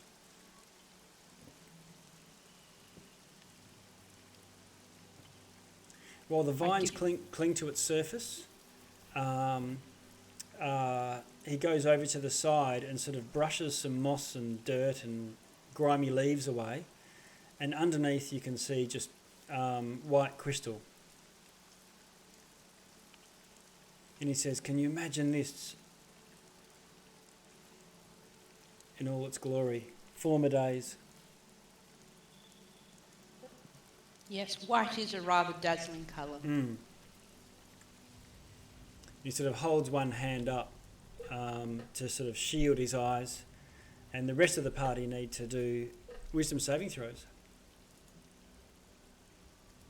Before that... Like before the saving throw? Yes. Why is that? I'm going to use one of my channel divinities on everyone. Up to 5 creatures I can see within 30 feet of me, so yes. What for? For 1 minute, you and the chosen creatures have advantage on intelligence, wisdom, or charisma saving throws. Oh, right. Well, you wouldn't have known that there was going to be a saving throw coming up a minute later. No, so I wouldn't have known that. That would have been divination thing. But we know that you have that power within. Yeah, so wisdom saving throw. Sharpie, you're fine. You avert your gaze. How does paladin auras stack? Do they stack? They don't. So it would be the highest charisma for whoever has yours? it. Yeah, that's fine. 5. Yeah, I have a +5 charisma, so... So mine is gonna be a 16. Okay. So everyone around me would have +5 to that throw as well. But mine is 13. Yep, okay. Oh, that's with your +10. You rolled a 3.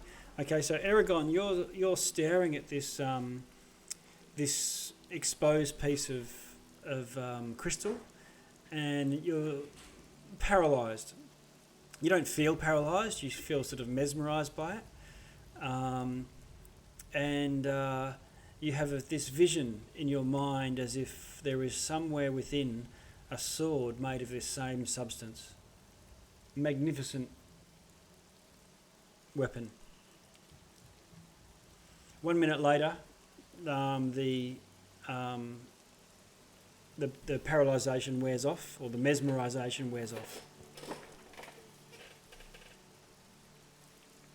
Within, there's a long hallway lined with pillars as the priest gestures and asks you to come. And there are many statues of Mezro's many previous beret.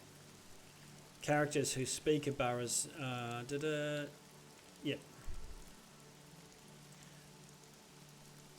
There's one statue that's broken. Yes.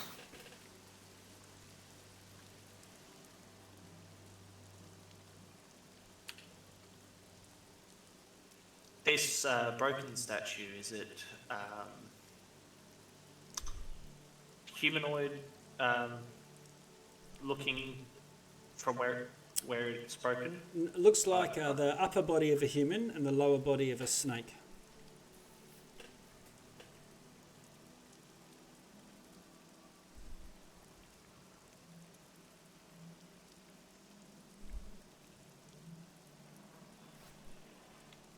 Where are you taking us? This is to the heart of the temple. Have you had to deal with extraplanar entities a lot, Aragon? Yes. Why is that, you ask? Well, we've had to have life and death struggles with more than one so far on this continent, and I'm just wondering if we should expect something in the heart of the temple. Like, does it seem like it's been reached already? It's hard to tell. It is. Is that broken statue? Does it look like it's a fresh break, or does it look like it's been broken for A long time ago. decades? Long time ago. Decades, if not centuries. Mm-hmm.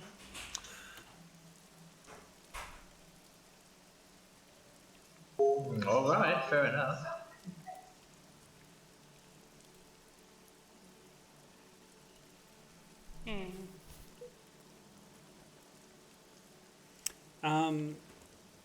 You can read the plaques at the base of some of the statues.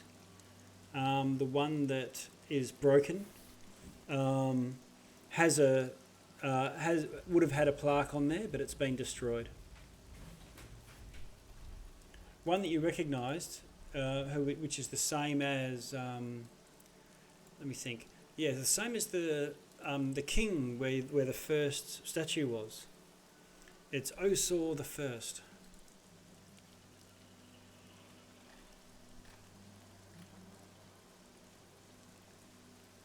Looks like a tabaxi.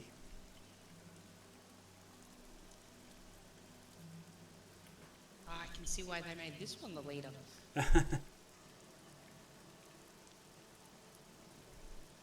King Osor the First, long of age, youthful of energy, and a deep questioning gaze,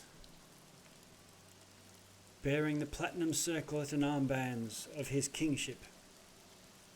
And you recall, I think Ash, you with a religion check could tell that the statue that you saw had those same armbands and headband. Kwalu, the son of King Osor,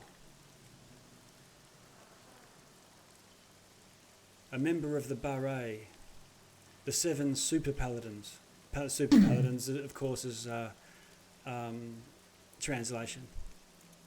Sworn to protect the city of Mezro, and you get a bit of an insight to their personality.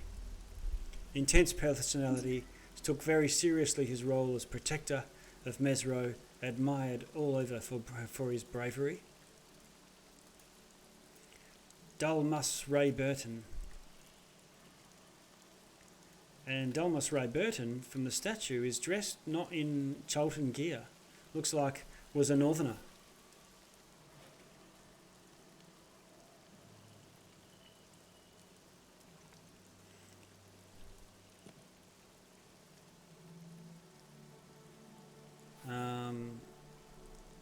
Or another tabaxi.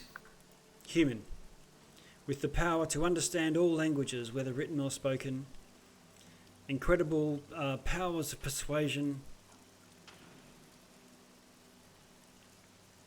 and Mezro's primary diplomat. The next one along, Alessandro Ray Burton. And it's here that you recognise this name as the person that is wedded to Artisimba. And there's a statue of her.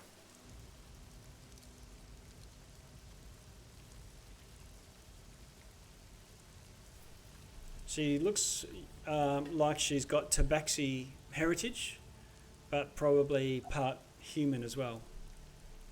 So while she has a human face and ears and so on, she has that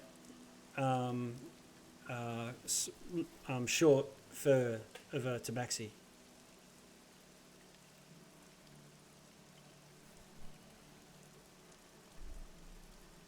And she has the power... Sorry, go on. I was just gonna. I was like, how is this next gave But I was like, I'm gonna do an Arcana check on like a list of powers if I know, whether they're arcane, divine, or otherwise, Yeah, well, you're getting it's not metagaming, you're getting a bit of a feel for that from reading the description that's here. So she had the power to command obedience.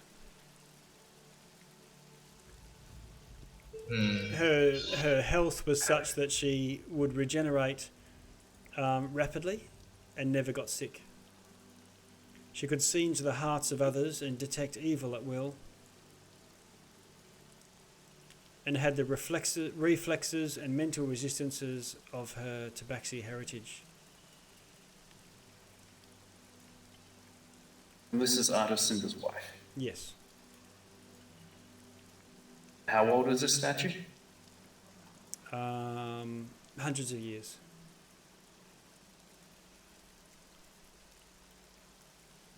That's gonna be difficult. Well, my communion spell did say she was alive. It did, yes. It has been alive for hundreds of years, apparently. Incredible. Thanks for telling us. Beyond the lifespan of tabaxi or humans.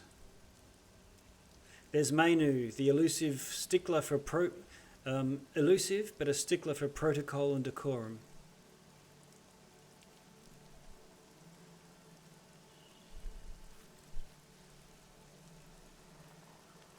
And is the protector of the water and water creatures of Mezro.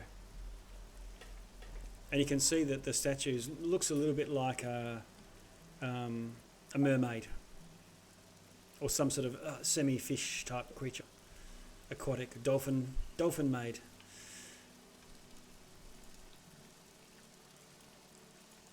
And the last one that's actually got a statue is Fipia. Very shy, only a child when she became a bara. And that's all. And at the end of this, there is, at the end of this hallway, you see a glittering throne standing in a triangle at the apex of a triangular hall. And before it, there's an intricately detailed mosaic on the floor depicting the city of Mezro. While we're looking at all this, can I cast Detect Magic? Sure. You detect a faint aura of magic, but it's the same aura of magic that you've detected in other parts of the city as well. Okay. There's a faint. So There's a faint aura of illusion as well. I think the other one you had was transmutation. Yeah. There's nothing centered on the throne area? No, but there's some doorways that radiate strong magic. Okay.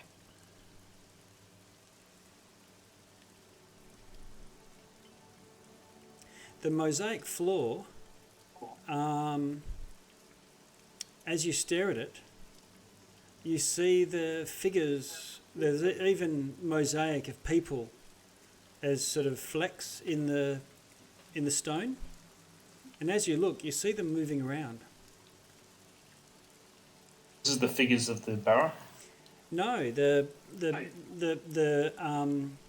the whole city is represented in this mosaic as chips of porcelain, coloured porcelain, and you can see beasts of burden, dinosaurs and things in the main streets. There's even boats, and as you watch, the boats sort of move up the river.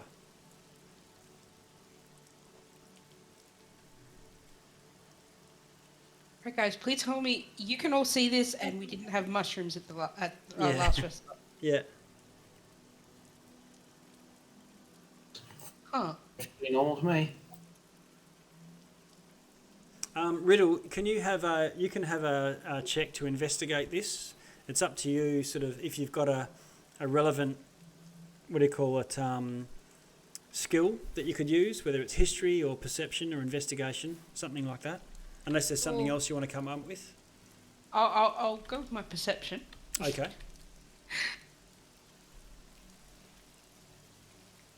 Okay, so there is something that you notice, that some of the buildings in this city don't exist.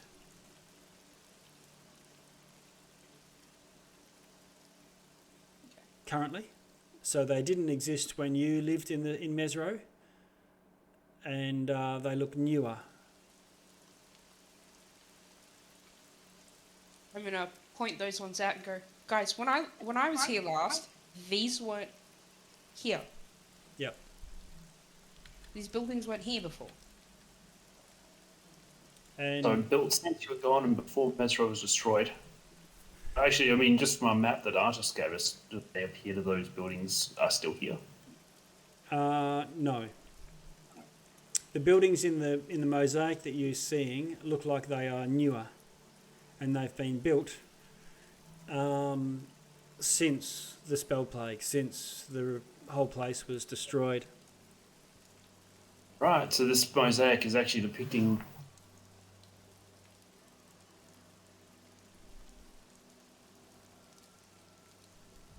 Well, they did. There was talk of the city being shifted somewhere else. Perhaps this is the overview of how it is now on that alternate plane. Mm. Seems... Now, because I'm a child at heart, I'm going to walk through the mosaic going, rah! Okay. God, rah! All right. So there's a kaiju riddle stomping through the city. Eragon, Jacus, Ash. No, Eragon, Sharpie, and Ash. One thing you guys notice, standing back, standing back, is the city in Mosaic is ringed in black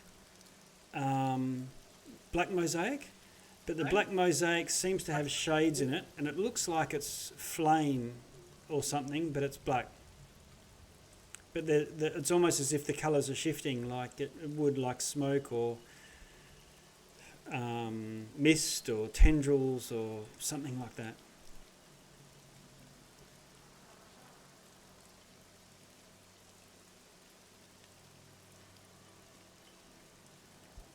The old priest that's with you says, these buildings here never existed.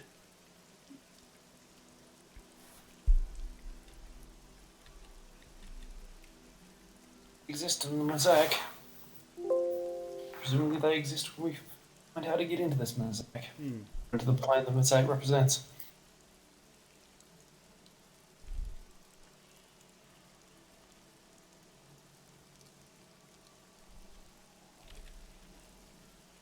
You think you can hear something in the distance behind you? Oh boy. Define something. Maybe some scuffing? You'll go back to investigate. Okay. Can you just do a stealth roll for me? What are the rest of you doing in the meantime? I think, honestly, I would take battle positions. It's 22 on stealth. Okay. I have stopped being a kaiju and now looking again with the others. Okay, alright.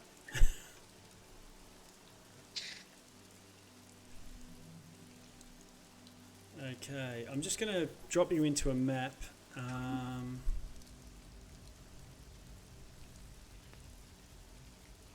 Let's see.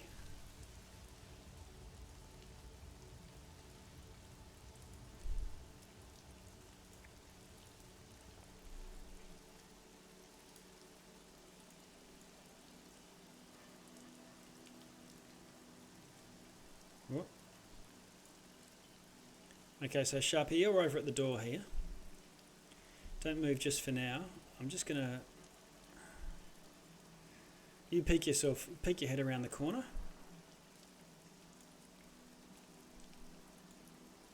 And this is not sewers, just think of this as pavement. It's, you know, markings on the ground that you can just walk on. But you see some, you hear some talking down in this sort of direction. I'll ping it off to the west. I can see that. Jack feels telepathically note to the rest. He's just going to check out some people talking and he's going to move down there quietly. Okay.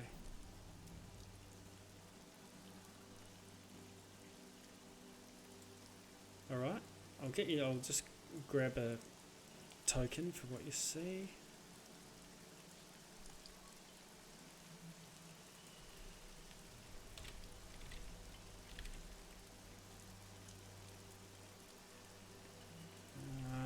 Bear with me.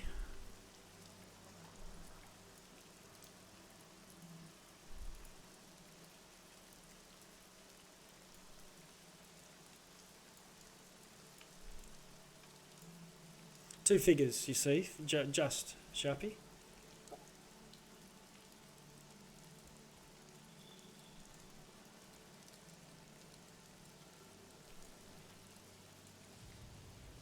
They haven't spotted you, and they're just walking along here.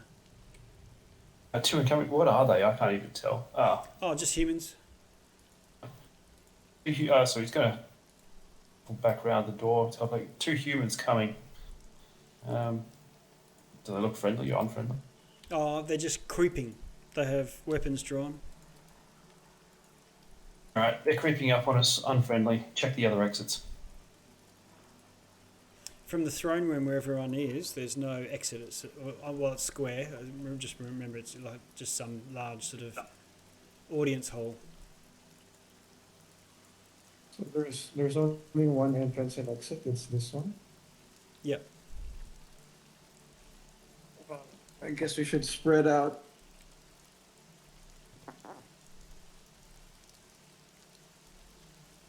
Oh, we're just waiting on the other side of the door, waiting for these guys to peek around. Okay. Ready in action, you stab.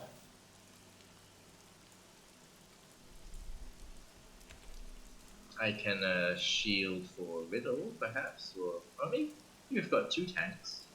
Maybe I can help the NPCs. I want a central position. Okay. Yeah, position yourself in the room wherever you wanna be. Where is the noise coming from? The north? Or? Yeah, the north. Where Sharpie is. Okay.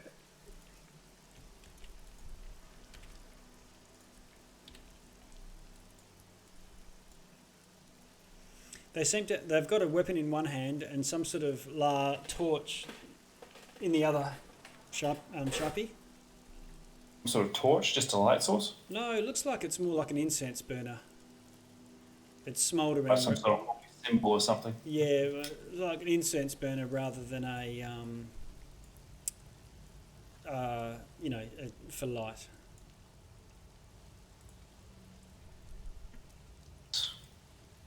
Stabbing. While we're waiting for them, I'd like to cast my Crown of Stars. Okay. Um, I'm sure they're quite that dangerous. But go.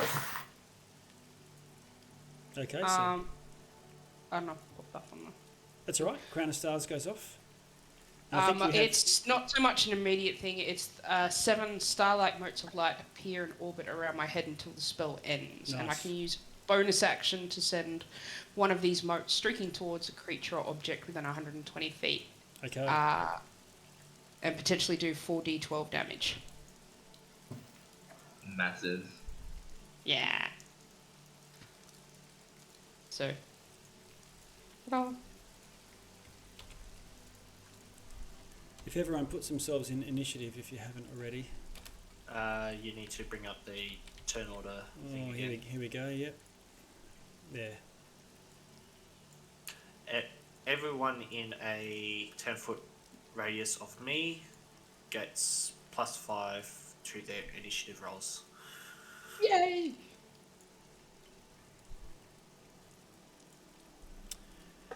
You can just manually adjust your initiative if you need to. It was +5. Yeah. Yep, +5. It is proficiency bonus, which is currently +5. +5 proficiency? Yeah. +5 proficiency.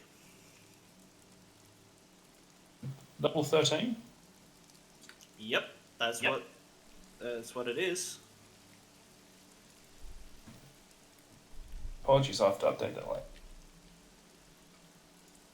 Okay. And that includes the NPCs, DM. Okay. Great.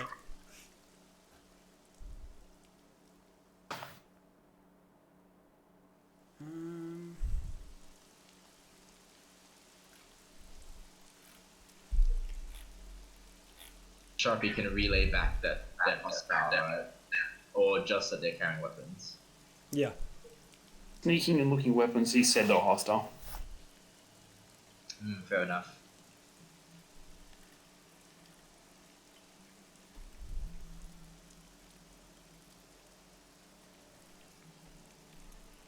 Okay.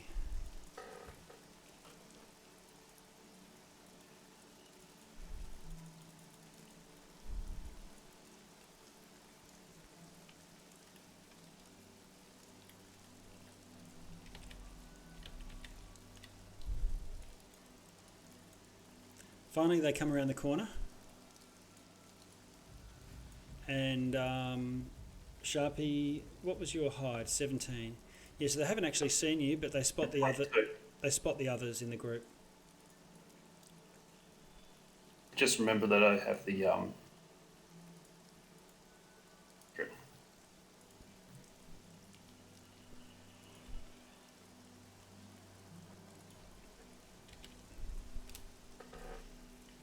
All right, so I'm sorting initiative order.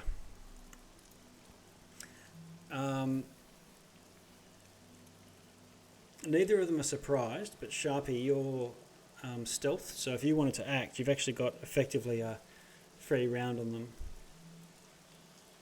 do that. If you want to do anything. Yeah, definitely just that. Stab him? Okay. So you stab the first one that comes through. Roll to hit.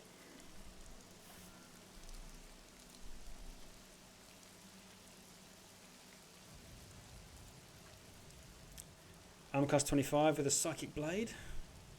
Or is that damage? That's to hit. Okay. Which is also 25 because, well,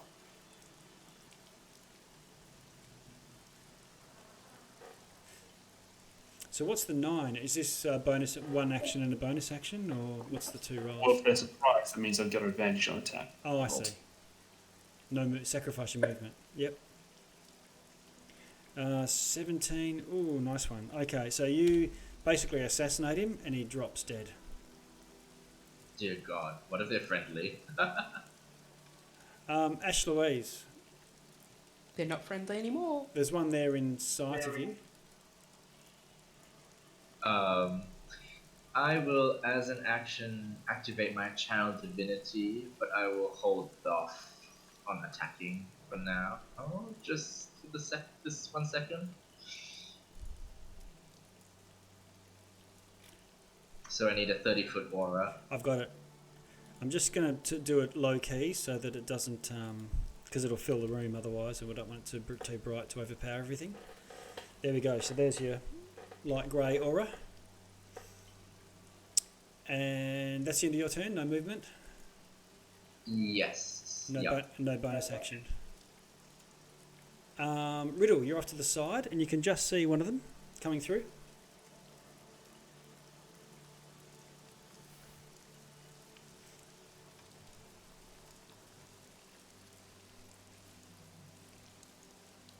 What do you want to do, Riddle? I'm gonna use my Eldritch Blast as my main action.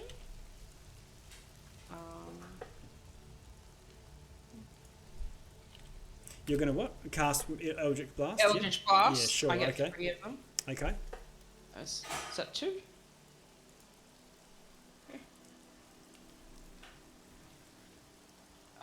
So the first one hits armor class 16, armor class 24, and armor class 14. Okay, all of those are going to hit. 3 Eldritch Blasts kill him. Okay, so moat not needed. Okay. God.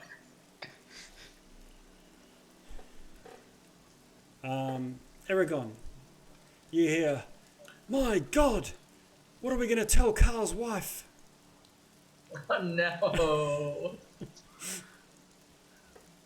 Right then, I'm going to move up to there, which is 30 feet. Yep.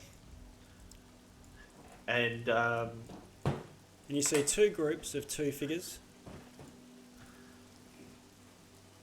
I would like to stand there, very intimidating, Okay. like, and yeah, just that hold my attack until they get into range. But, Okay.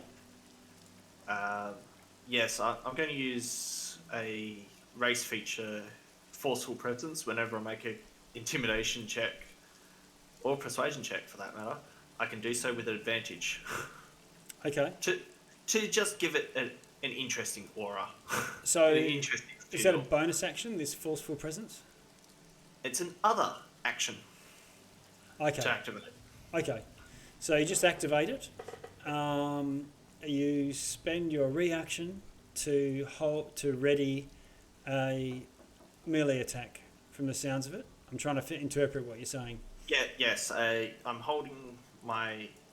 Use my reaction for a melee attack if they get in range. Okay. And my intimidation check there. Yep. 26. Okay. But well, that trying to intimidate someone is an action.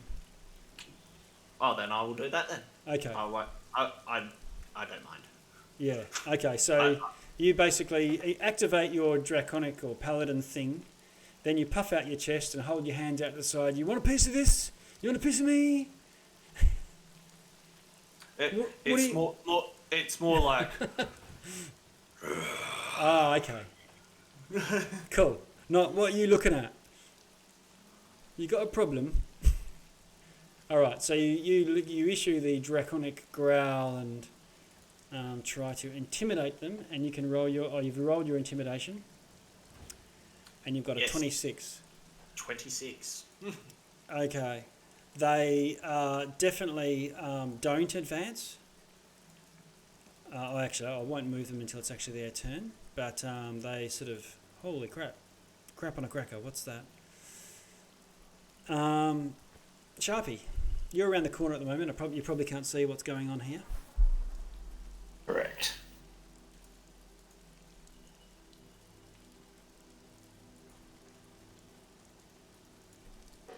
And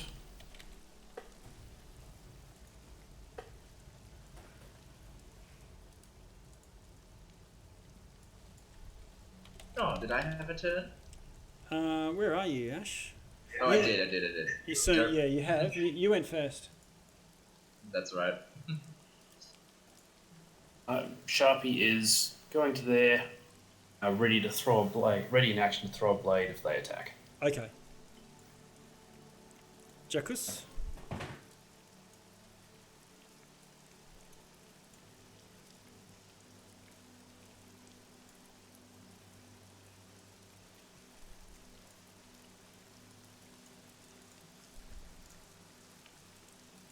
What do you want to do, Jackus?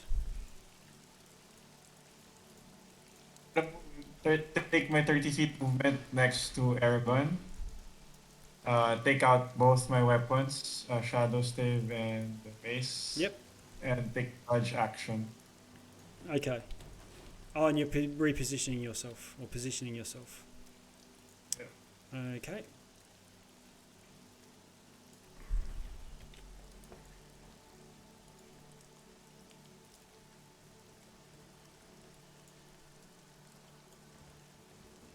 Okay. Well,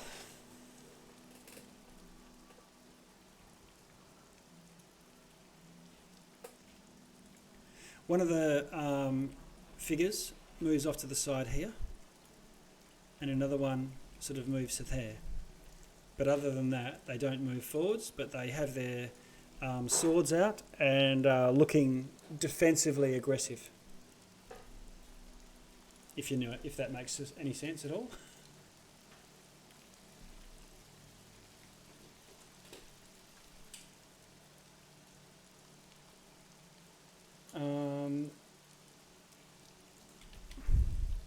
This figure here moves back around the corner.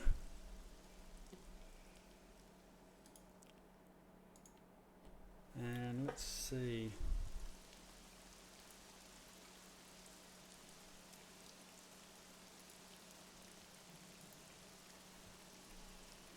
No, that's not working.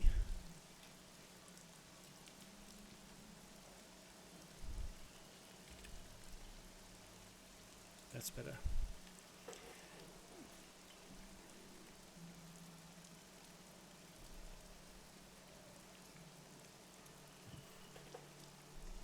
And you see all these black ghostly type figures swarming all over the place.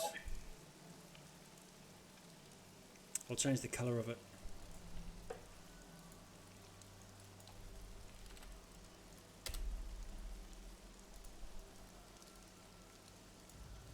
That's a bit hard to see, isn't it? Can you see the aura that I'm putting up? Light grey. Yeah, I can see that. Yeah. That's better. That's better. Okay. And the other guy moves forwards. Oh no, he's also intimidated.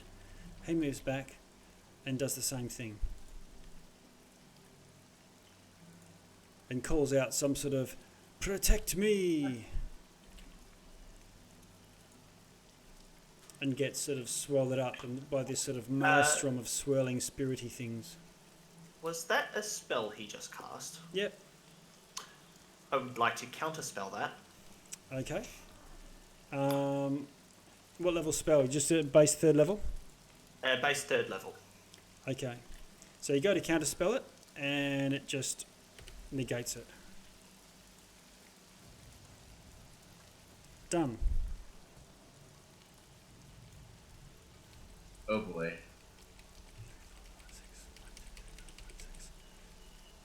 Two other figures come running in.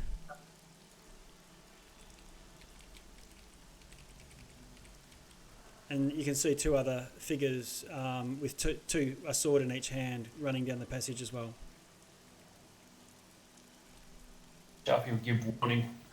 8 hostiles out here. Masters. Yep. Okay. On to you, Ash. What do you want to do? What was your message, Sharpie? Just a lot of hostiles out here. Hostiles, 3 casters.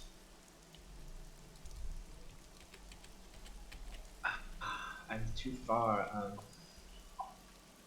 Maybe I'll come up behind Aragon.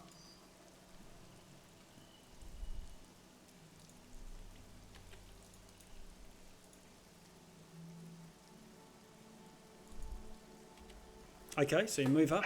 And yeah, I would like to cast Thaumaturgy on myself to triple the volume of my voice, and I will shout out, "Who goes there? Are you plunderers?" Okay.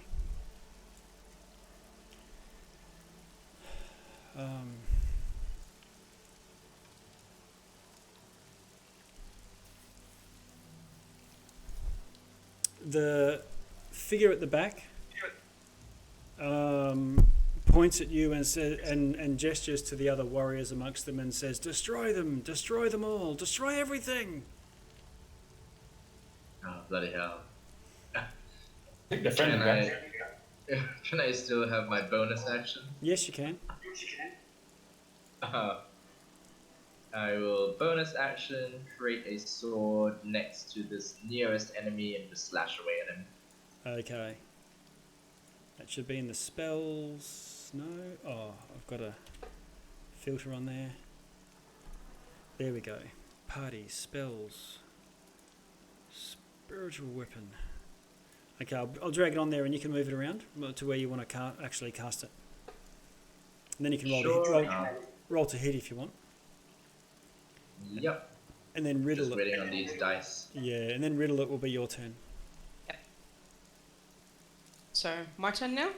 We'll just wait for this spiritual weapon to land. Yeah. 19 to hit for 12 force damage. Okay.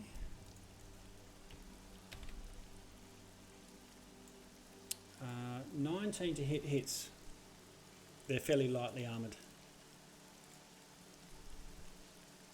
Ooh, I can't seem to move the sword. But I'll attack like the nearest cultist. Sorry, how much damage did you do? 12. Okay. The sword kills it, slashing across the neck, across the throat.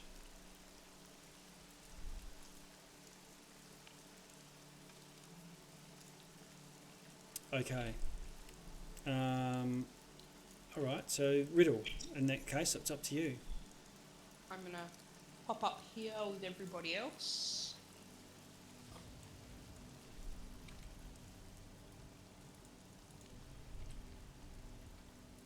So I'm just trying to figure out who I can see. Yep. Yes, I'll go for the one that I can see near the spiritual weapon, if I can. Yes. Can you see it? I think so. I've got the 120. Oh, if you can see it on the screen, Yeah. then you can see it. That's fine. Fantastic. Then yeah. So, 3 Eldritch Blasts. Oh, okay. What is it? Why mess with a good thing? 1, 2, 3. Yeah. Did I just get 2 crits? Where is it? 19? No, that's Ash. Oh, a crit. I got 2. Okay. Excellent. Awesome. Boom. Straight in the head. And then a 26. And then another crit. Awesome. Is it dead? I don't know. Add it all up. How much did you do? 11. Hang on. 11, 24. I think 29. 39 damage. 39. Okay. Okay. So it takes all 3, but the last one gets him straight in the head and he drops dead. And Wow. I can see a guy there. You can. So can I pop off one of my, as a bonus action, one of my Crown of Stars modes? Yes. Roll to hit. Is it roll to hit? Yeah. Good lord. Okay. Come on. Armor class 15 on a cultist. Yes, it hits. It's wearing leather armor.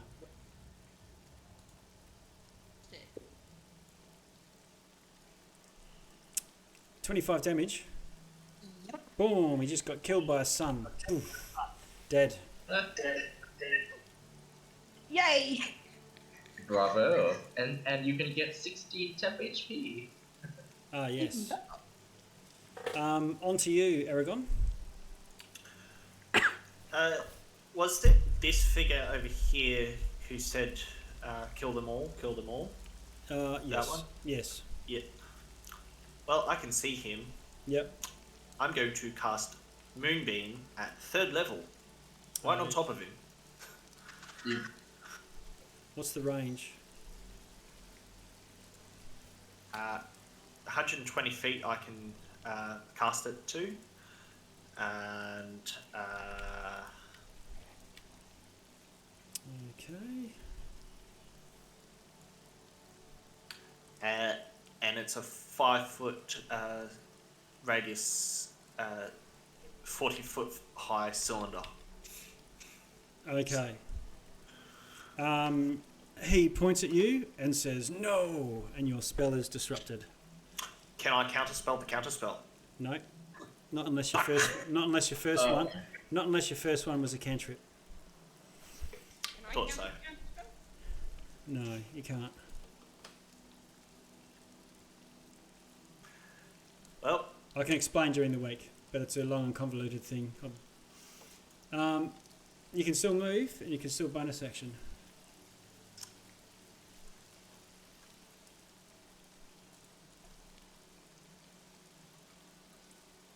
Anything? no, I'm staying right where I is. Okay.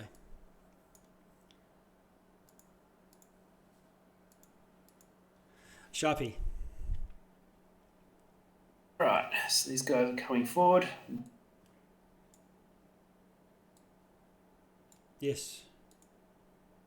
Just tell the guys, these are spellcasters. Spread out. And he's going to aim and throw a psychic knife at. Ah, yeah, okay.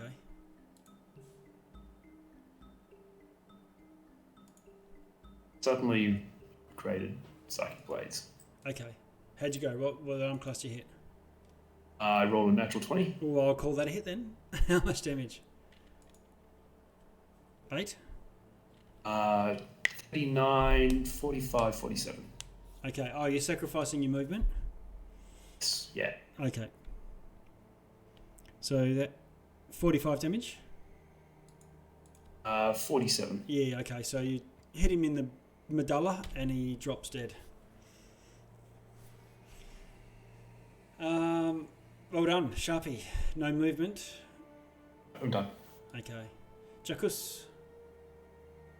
Okay, I'm gonna move 20 feet, 25 feet here. Yep. And then bonus action, I'm gonna use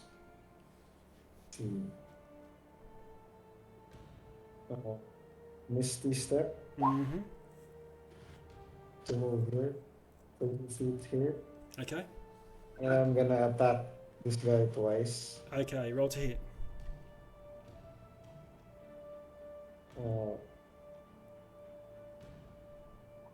16 to hit. 16 hits. Okay. It's 9 damage. You kill him with one shot. Oh, okay. And since I think I have 10 feet more, 5 feet more, and attack this guy with my second attack. Okay. Take a quick sidestep in and whack him with 15 to hit. 15 hits. I'm gonna use one charge of The stave. Shadow Strike. Yep. Sure. And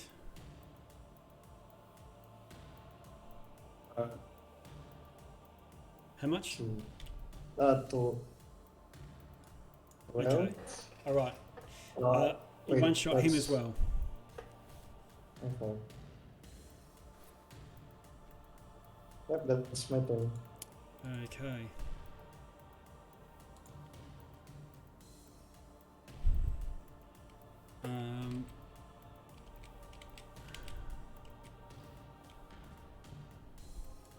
Two characters rush in at you. Jackus. One I'm attack. gonna brace on this one. Okay, roll to hit. You're spending points for this. Your whatever it costs. Your fighter points. Yeah, my superiority die. Yeah. How many of those do you get a day?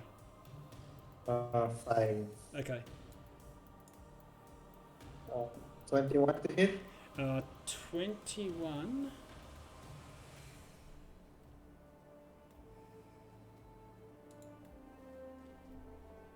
21. Hits. Okay. 22 damage. I'm gonna. Yeah.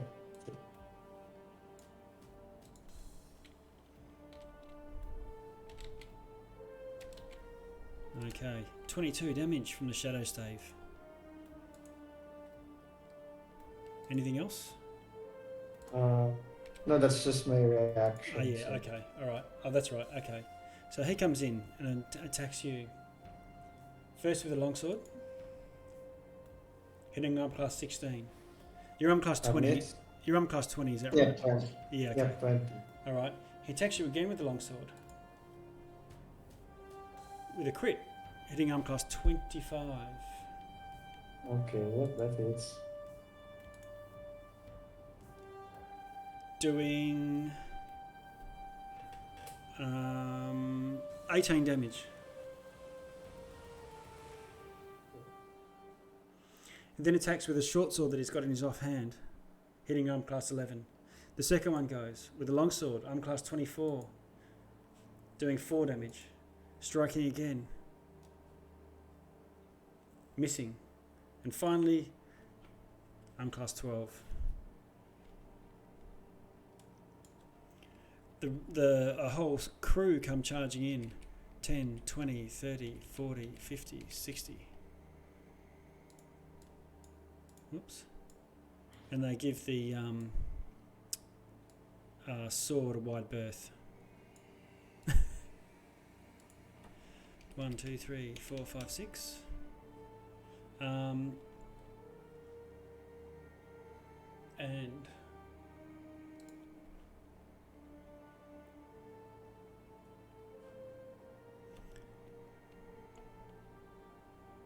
yep, that's it.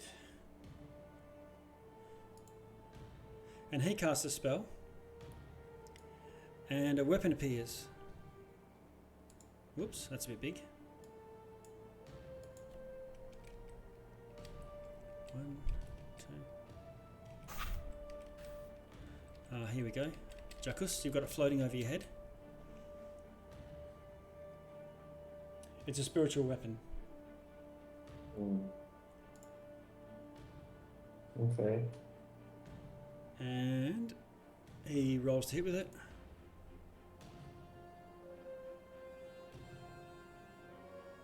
Get back to here and misses. Okay, nice.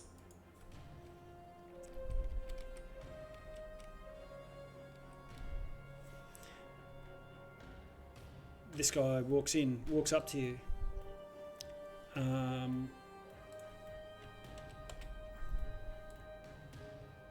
Does the same thing. Another floating blade appears. Striking at you, Aragon, but also missing. Not going great.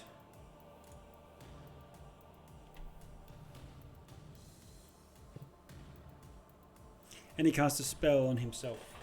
Oh no, that's concentration probably. No, cast a spell. You don't know what it is, but he's casting a spell. Another group, 1, 2, 3, 4, 5, 6, 1, 2, 3, 4, 5, 6, come charging in. Again. giving this floating sword a wide berth. And finally, what seems to be the commander at the back.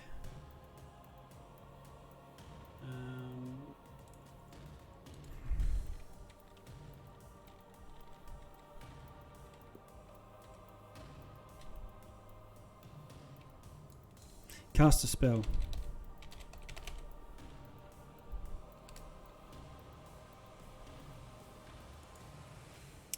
And who's it targeting? Aragon, it will target you. Can you do a saving throw, please? Oh, lucky you, it's a charisma saving throw.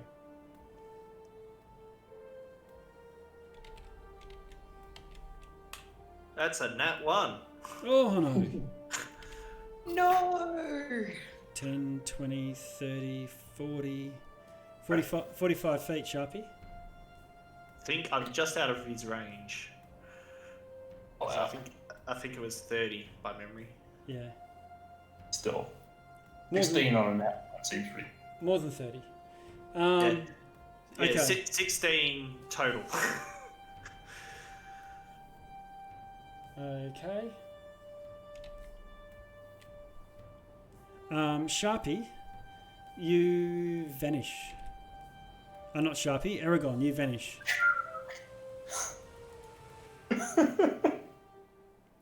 He's just gone.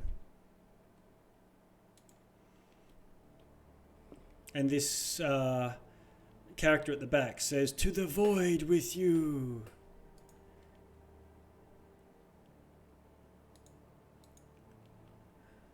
Need him anyway. Sorry? I said we didn't need him anyway. Yeah. Inside chick will tell that she's lying her butt off. Okay, and then the figure moves. Ash Louise, it's your turn. I will move 15 feet up, first of all.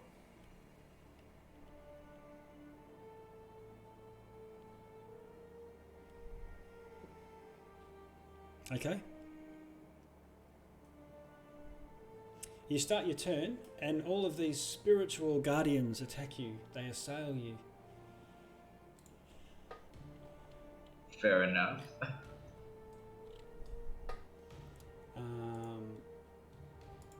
Which means you need to do spirit guardians. You need to do a saving throw versus wisdom. Okay.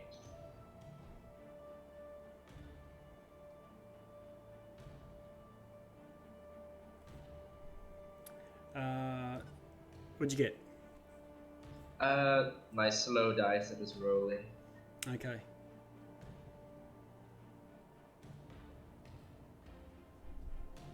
Oh, fortunate I have advantage. Jeez. Okay. Alright. You pass and take 7 damage of necrotic. Alright.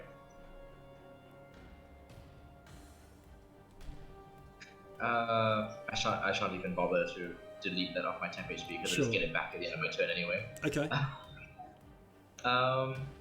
So are there any other casters I can see? Everything that you can see, they all look like they're in ceremonial robes of some sort. They've all got a big black dot on the circle on them. Yeah. Okay then.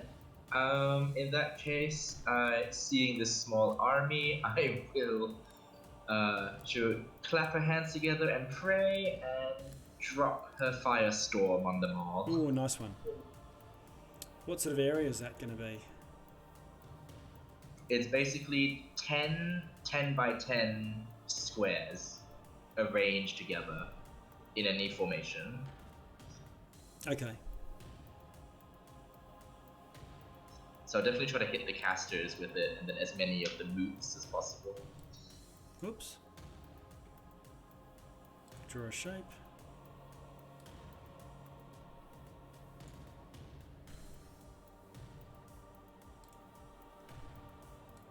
So let's say you go there, 1, or you just go there, 1, 2. They have to touch each other. It's one area though. Yes. It can be like a wall of fire type thing. Yeah, okay. So if you want to get them, so it's going to take 1, 2,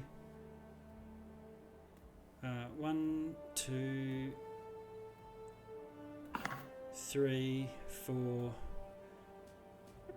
5, 6, 7. Yeah, so you can get all of them and dodge Jackus if you want to. Yep, absolutely. That's of the ones that you can see at least. And how much damage does that do? Do you want to just roll for me? Yeah, 39 fire damage, DC 17 dex save for half, I think. Oh, nice one.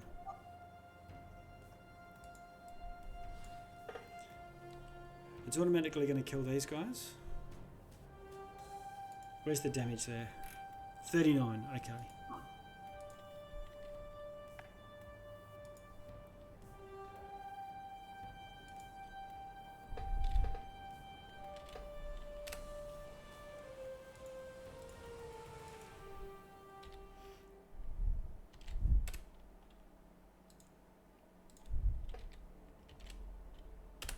Alright, while I'm doing that, is there anything else you want to do?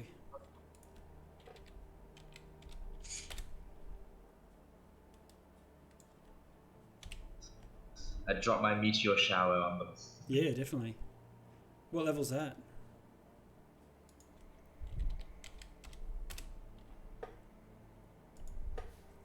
Must be 7th or something. Okay. So there's the effect. Riddle, your turn. Okay. There's still a big cluster there, isn't there? Oh, yeah. I am going to, let's see if we have this, cast Hunger of Hadar. Ooh. Do you want to post it in the chat or? Yep.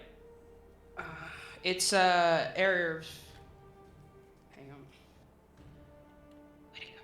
Had it 2 seconds ago.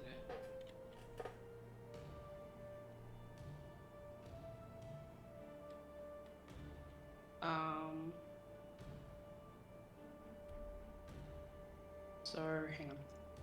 It's a. Sorry about this. Yep. I open a gateway to the dark between the stars. 20-foot radius sphere of blackness and bitter cold appears centered on a point.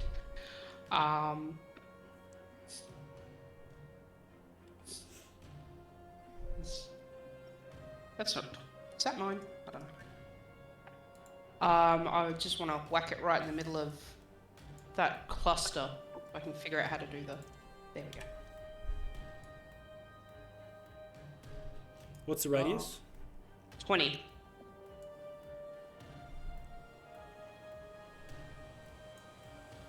There you go. That's Yeah. that's a 20-foot radius. Yep, right there. So you're going to get Jackus or? Oh no, I'll just try and keep him just out of it if I can. Yeah, okay. But get as many as I can. Yep. All right. So you can get a whole bevy. Get 4 of them in there. That's utter blackness. Yep. No light, magical or otherwise can illuminate the area. All creatures within the area are considered blinded.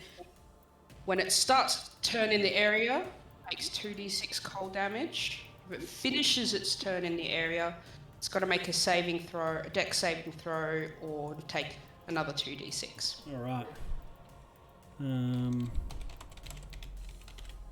This is a killer.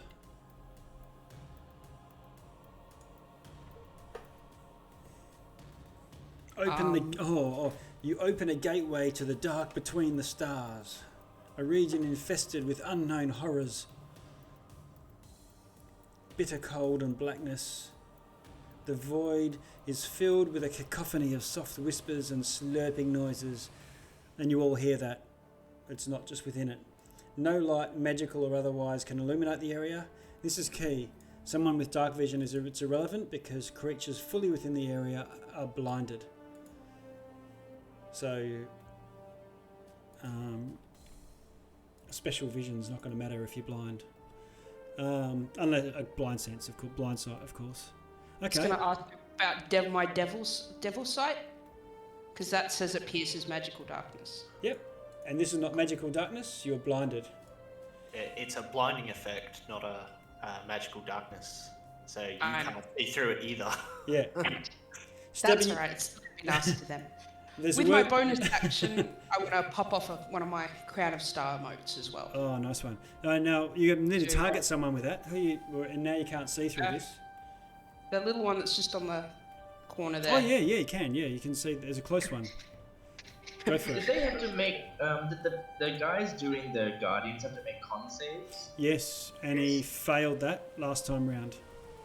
Oh, splendid. Yep. Yeah, I don't think the moat hit. 10 to hit for the moat. Oh no, it misses. Yeah. Yeah, he took 20 damage with the fire, and that disrupted his business. Awesome. That's actually, and any movement I've got left, actually no. I'm going to stay where I am so I don't get hit by the Guardians. Okay.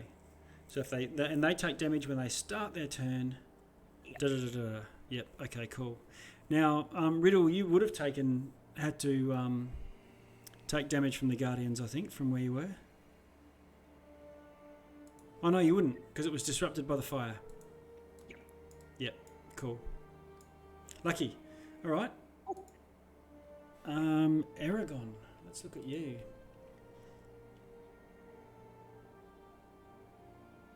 Oh.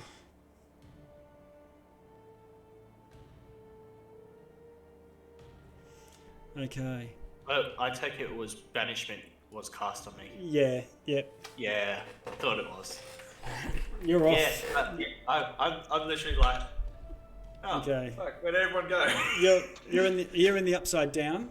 And worse than that, because you can't even wander around looking at stuff being creeped out. You're incapacitated as well. It was just like, oh shit, where'd everything go? Yeah, I'm in the void. Sharpie, I've just moved you down, but it's your turn. Where the guy who cast the punishment, what did he? He ran. He took cover. Yeah, do I see what direction he ran? Yes. I'll ping the area. I see him. Alright, so can't see. I can see through this bubble because I've got my special vision, but I can't see while I'm in it. Let me call up Hunger of Hater.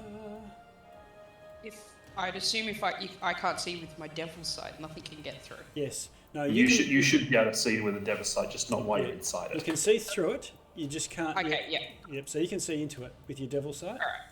You just Cool. like everyone else is blinded on the inside. So Sharpie is going to walk up to darkness, not knowing really what it does. He's not inside it. Yep. He is then going to teleport. Grand total of 80 feet, which should get him right next to the chap over here. Okay. Is that misty step bonus action? Psychic. Okay. So you throw your knife. Let's see. Is that the attack action? It's a bonus action. Okay. And then I will prompt him with my staff, Green Flame Blade. Okay. Yes. Oh, hang on. Let me just get this right. When you throw, you teleport by throwing your knife, don't you? Correct, yes. Is It's it? a bonus action, not a hard attack action. Okay. All right. So you don't have to do it as part of the attack. All right. No, it's not an attack at all. It's got another. Yeah. Okay. All right. So it's just now you're just doing a spell with Green Flame Blade, which includes an attack. So go for it. Alright, so 17. 17.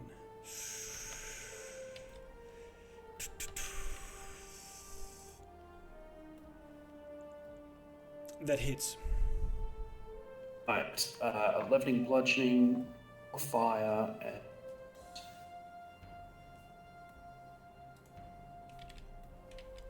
I miss some of that. 11 bludgeoning and fire. 11 bludgeoning and something fire. 4 fire. 4 fire. Okay. So 15. Sorry, I've got the gain so high on the microphone. It's Oh, I see. I'll drop some of that. My. I am done. Okay. There, and he's done. Actually, we'll shout out to the other guys. The boss is just around. Yeah, so you know where he is. Okay. And that's you done. Jacuz. Okay. This one is. What's the black aura for this one here? There's a. What do you mean? What are you asking me? I'm missing that. There's two. There's a black aura here, and then there's a black one here. It's Spirit What's the Guard. black? So the dark grey one is Spirit Guardians, which you just started your turn, so you need to do a Wisdom saving throw. Oh. Oh, and I'm caught in it. Okay. Yep. 21. 21. Okay, 7 damage from the Spirit Guardians. Necrotic. Okay. All right. Okay, so this one is. I'm gonna attack this one in front of me first. Okay. The one that you can see. No, the one south of me. To the south of you. Okay. So you can't actually see him. He's enclosed in a. No light can penetrate this Hunger of Hadar. Oh. Also, I can't see him. You can't see You him. can't see in that bubble at all.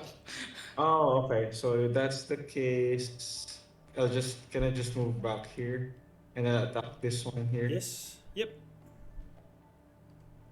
Okay, and then I'll roll another attack again, I guess. Okay, roll to hit. 21 to hit. 21 hits. I'm gonna do another charge of Shadow Stave. Okay. So that's 17 damage. Okay, it doesn't kill him. Another second attack. Okay. 15 to hit. 15 misses. Okay, bonus action Mace of Smiting. Okay. 17 to hit. That hits. I'm gonna do pushing attack and a level 1 divine smite. Okay.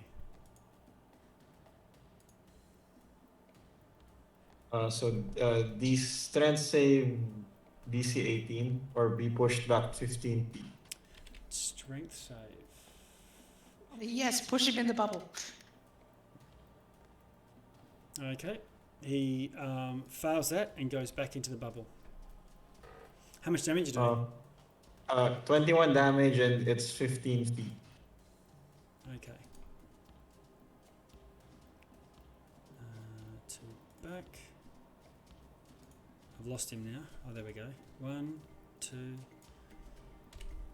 Okay. Yep, that's my turn. Okay. Now this, these guys go, and they're going to take damage from the Hunger of Hadar, I believe. Yes. Starts his turn with it takes 2d6 cold damage. Right. Roll your 2d6. Rolled the Hunger of Hadar there. Yeah, okay, so there's the 3, and the saving throw. Is it a saving, anything, starts its turn? Oh, so they just take it, there's not even a save. Yeah, they get a saving throw at the end of their turn or they take it again. Okay. Nice one. It certainly wakes them up. Oh, yeah. And that's that all done. Have to do a con check. She passes. Okay. Ah. Okay. Jacuz, 3 veterans just ran into your brace if you want to do that. Yep, I'm gonna brace on one I've already hit. He doesn't come out. Sorry? He doesn't come out. Oh, the first one that comes out, I'm gonna use Yeah, Mace. okay, alright. Roll to hit then. You hit. 30 to hit. Damage?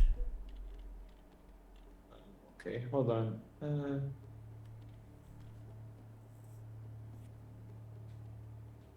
Oh wait, sorry, I clicked.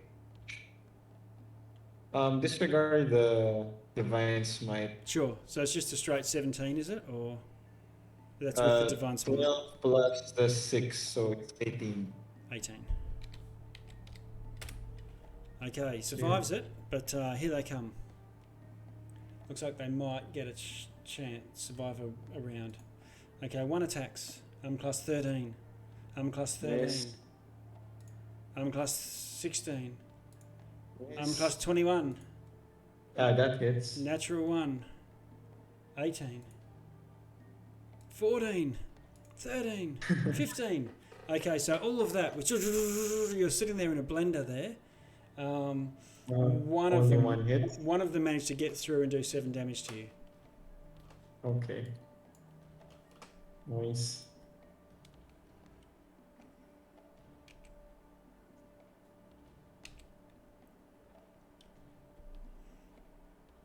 Okay. Actually, I'll roll to see which direction this guy goes. He's in blindness, so he might not realise. 12, okay. So he will go to here. Those with hell eyes can see where this guy is. We just have to bear this in mind. And Sharpie, you're down in the pointy section.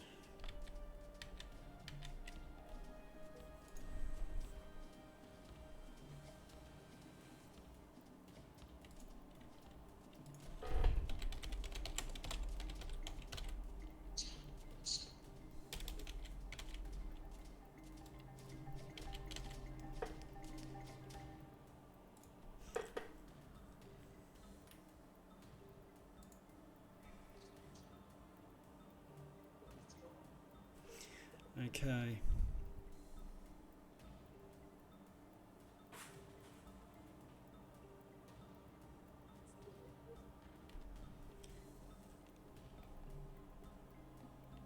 He mutters to you and casts a spell.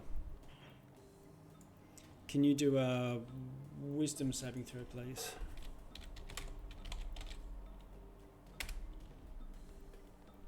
Who needs to save? No, just Sharpie. Ah. How'd you go?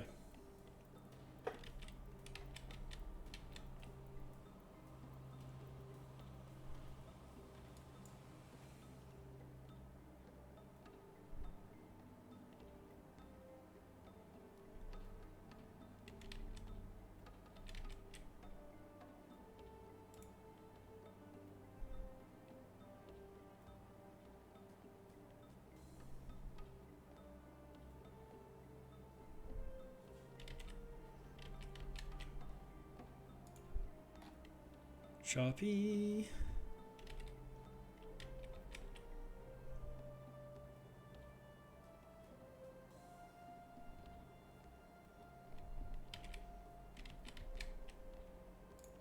Okay, and before we move on, Jacos, there's a weapon at you, and it misses because it has disadvantage.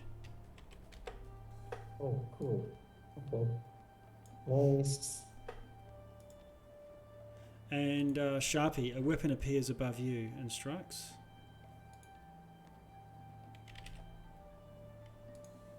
Hitting armor class 17. I don't think Sharpie's with us.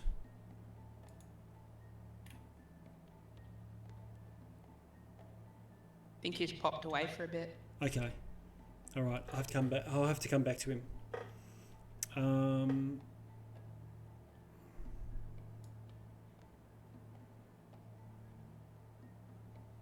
Okay, I'm just going to do that. And Ash Louise, I'll let you go.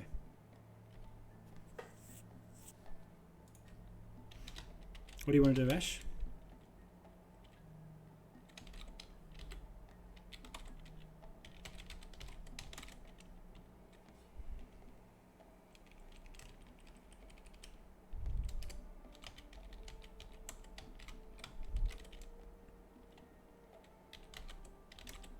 Ash Louise?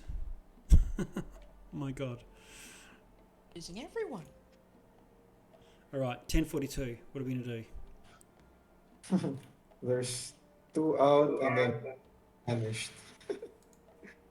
Ash is back. Ooh, sorry, I went to go pop a cup of tea on. I will, as a bonus action, I will move my spiritual weapon to this enemy down here and slash at him. You can't see anything. Oh, not this guy down here? Where's the ping? Oh, I'm trying to ping him. Hang on. Oh, that guy. Yes, you can. Sorry. Yep, there you go. Okay. I've moved it. Roll to hit. Yeah. Oh god, my game is so laggy. Alright, let's see.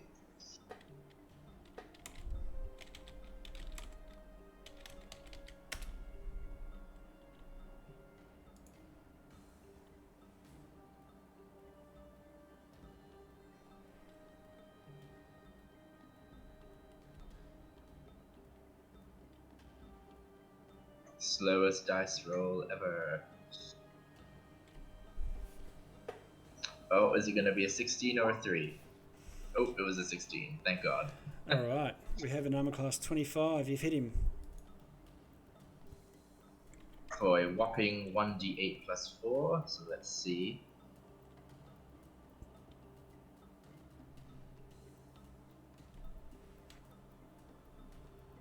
Uh, 8 force damage altogether. Alright, you kill him. You finish him off. Oh, nice. That sword has killed a couple of things now, I think. Yeah. Alright, any movement? And, yes, I will move sort of 30 feet up and to the right. Until I can see these bad guys. Okay.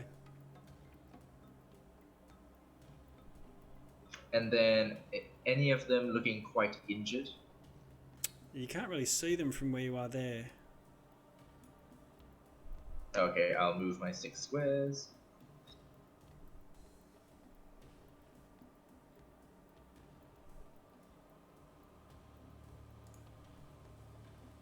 Oh, I'm pressing my arrow keys, but it's not doing anything. Hang on. Have you got your token selected? Yeah, how about here?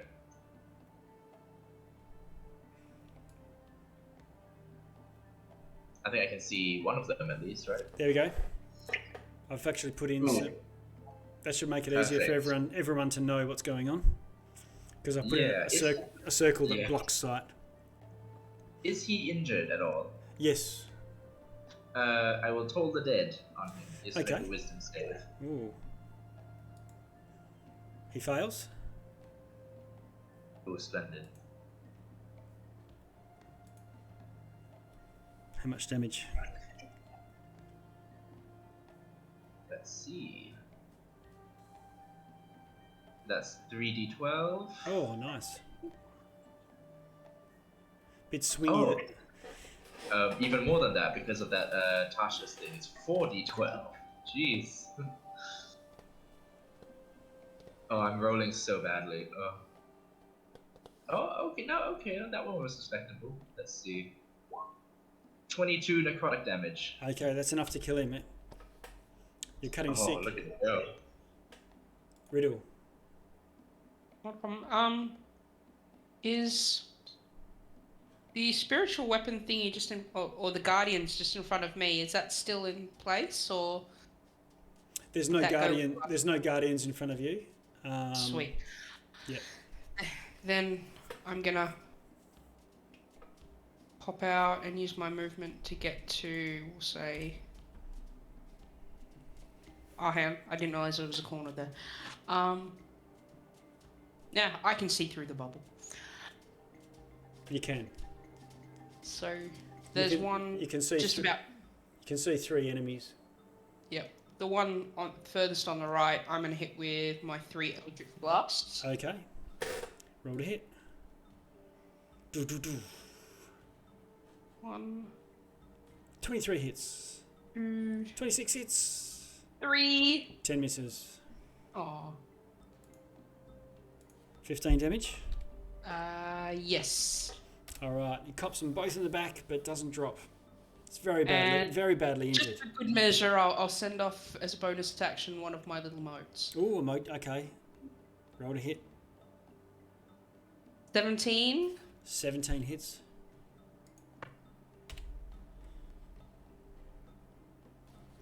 You finally kill him with the radiance of your mini sun. Bam. All right. And that's me done. Okay, Aragon. Oh, Sharpie. Sharpie, you with us? Back with us yet?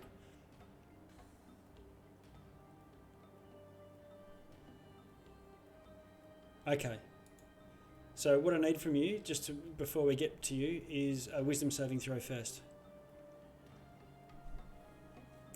Sorry, I am back. Okay. This mate just came. Wisdom saving throw? Yep.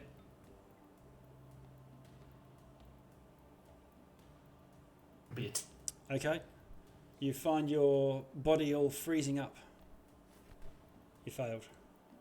Is that a 1? Right, no worries. Oh. That is a 4. Okay. And then a weapon appears above you, and while you're held in place, strikes. Let's see.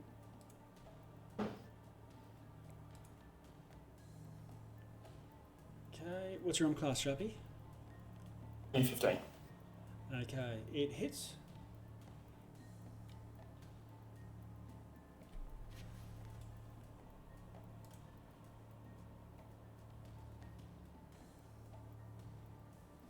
So 2, 4,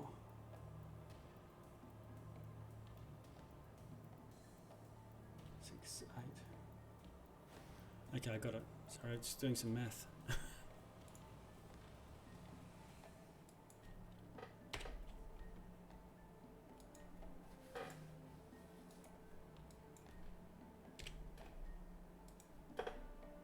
Okay, it does. Yep. There'll be 2 rolls. Okay, it does 49 damage to you. Wow, 2 hits. 1 hit.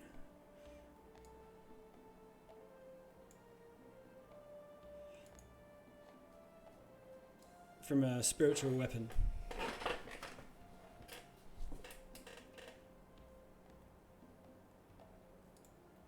Any hit when you're held is a critical automatically if it hits. Jackus. Oh no, Sharpie. It was you, wasn't it?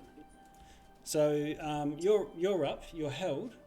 Is there anything you can do while you're held, or do you want to try and otherwise you get a save at the end of your turn?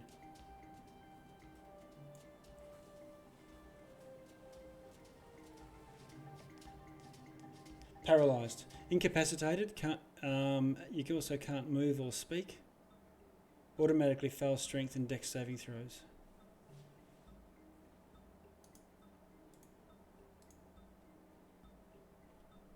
Incapacitated, I think, is no action. Yeah, or reaction. Okay, so I think you just get a save at the end of your turn. A second save. 14.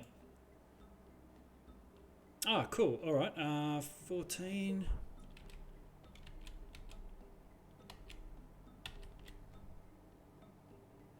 No, that's not a pass, unfortunately. He's got telepathically for help. Yeah, okay. Around the corner. Oh, yeah, call out. He's killing me. Yeah, I'm held. Okay. Paralyzed. Yeah, Jackus, you can't actually see what's going on. I can't see anything past this bubble thing. No. I'm just gonna move here and attack the guy in front of me. Okay, roll to hit. Shadow stave first. Yep, 24 to hit. 24 hits. 14 damage. Okay, still survives. It was a big hit though. 25 to hit. That also hits. Another 14. Okay, that kills him. Oh, okay. And then I'm just gonna move my full 30 feet to try to get away from the bubble. Okay. I need to go around the bubble. All right. the visitors go. First, the sword attacks. And one of them is a crit. Natural 20. It's got advantage.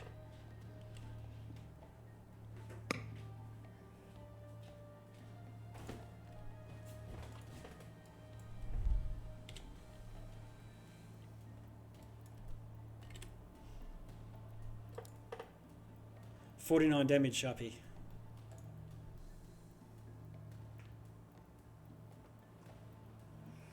I don't think anyone can see, so just mark up your character. You don't have to tell us.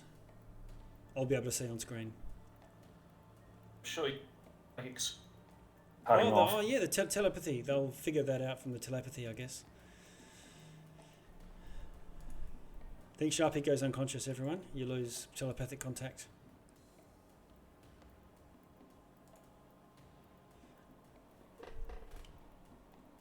And...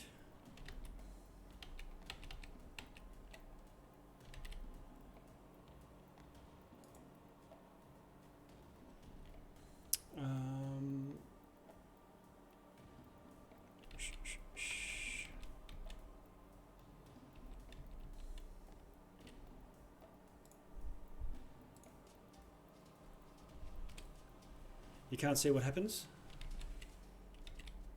Is there still battle going on? No. Okay, Riddle, you're pretty close. Oh no, there's all this whispering, sibilant, evil business going on in that black cloud, so you can't really hear much. Strabs. Hopefully that won't be up too much longer. Yeah. Sharpie, I'll describe what's going on with around the corner there. I'll just jump you into the cone of silence briefly. Okay. Sharpie, you got me? Yep. Okay. The character's unconscious though, so I mean I wouldn't see or hear anything. No, I'm just letting you know that he's just attacked you once, so it's 2 death saving throws. Yep, no worries. Okay. I'm not sure, but I think concentration is something like you can freely just drop it. Okay. So, but it's an odd one. If I can drop it now, I'll drop it now. But we're back, Ashleways. Riddle, you can drop it on your turn. Or you can drop it on your turn. Yep. I don't see any enemy targets. No, And where is Sharpie? There is a floating weapon over here, so you know that there's something going on over here. See up here? Oh, blimey. Okay. Sharpie was calling up from around the corner and beyond the darkness. Yeah, in the you were calling out in your mind. So that's how they heard it. So he is, he's past this thing. He's on the other side of the Hunger of Hadar, yeah. Okay, I will come all the way up to here. I'll move my 6 squares.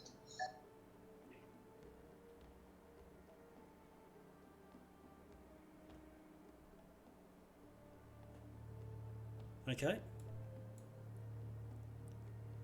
Now, I don't know if this is the lighting thing or if there's elevation here, but I still can't see anything. No, you can't see anything. There's walls in your way. Oh, I can't. I have to actually go through the Hunger of Hadar, do I? That's right. The Hunger of Hadar is actually blocking off, maybe intentionally, the people getting past that little wall. But you can see that there's spiritual guardians whispering and hissing about right in front of you. You can see it right in front of you. I see. We're still in bright light, right? It's under the canopy.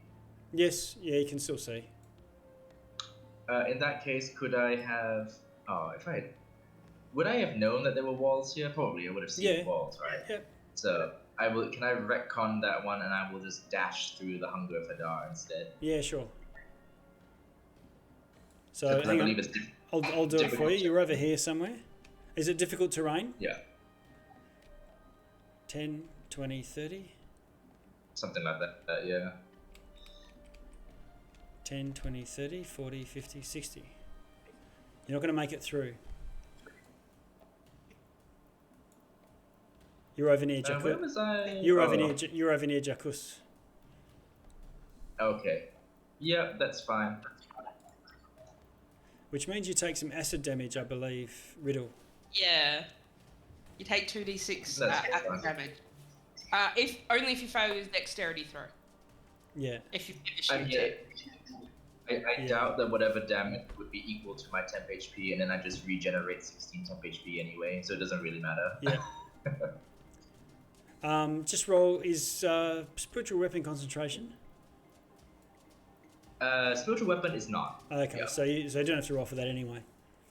Oh, Okay. actually, good point. As a bonus action, I will bring my spiritual weapon 20 feet up towards me, just to bring him along, basically. Okay. All right, I've done that, and now Riddle, it's your turn. I want to drop the Shadow of Hadar. Yep. Is that a free action? Yeah, it's just stopping concentrating is fine. You just have to do it on your turn. Not a problem. That's what I thought. And then I'm going to pop there. And Sharpie's laying on the ground, and there's this I'm going to turn around. evil-faced character just whacking Sharpie with a spear, stabbing him while he's unconscious. Oh my god. Throw my 3 Eldritch Blasts at him. Okay.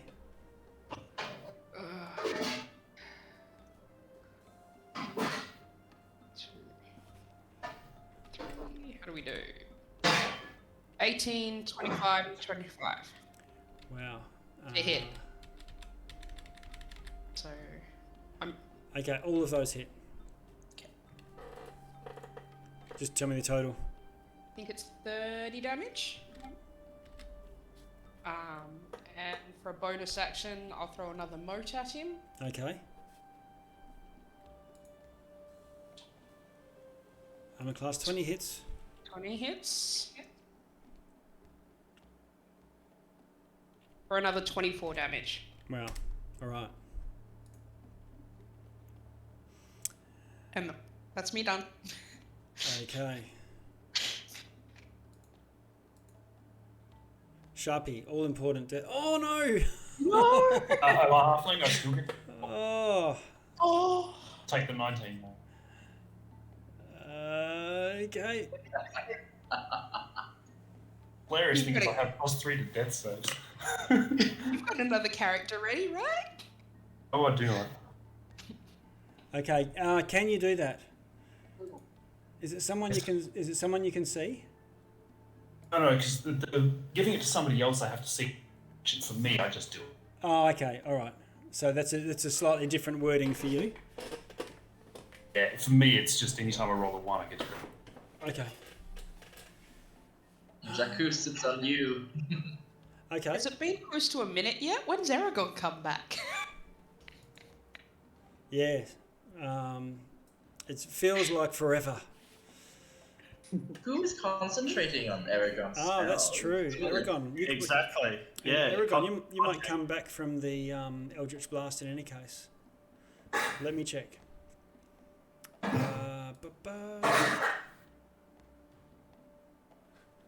What is it again? 10 or half of what you take, whichever's higher, I believe.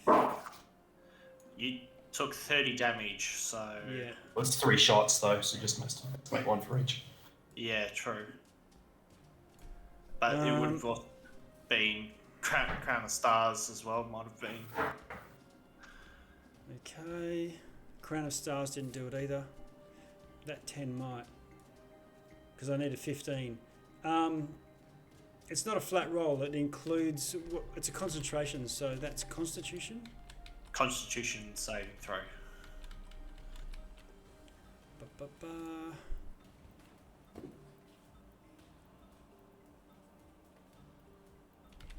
Okay, it does pass.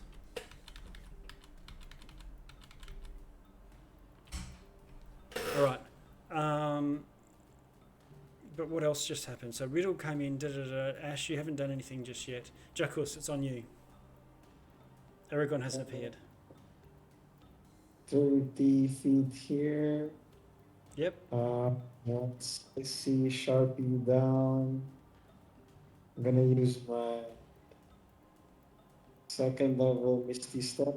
Okay.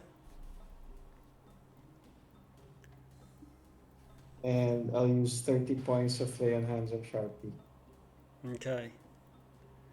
I think nothing happens. Oh shit! Nothing happens. Yeah. Okay, so once I figure out that nothing happens when I use my lay on hands, I'm gonna action surge and just down at this guy. Okay, and go postal. Yeah, and like he angrily. Okay, so you get 2 attacks. 26 to hit. That hits. Shadow Strike, Divine Smite, and a trip attack. Okay. Set of steak knives with that? Yeah. He fails that and goes prone. He's tripped over. Wait, that's the Divine Smite isn't there yet. So plus, that's 26 total damage. Okay. And then your second. It's with advantage, right? It is, yeah. Okay. Oh! You want to hit? 31 hits. Their Divine Smite and Shadow Strike. Oof.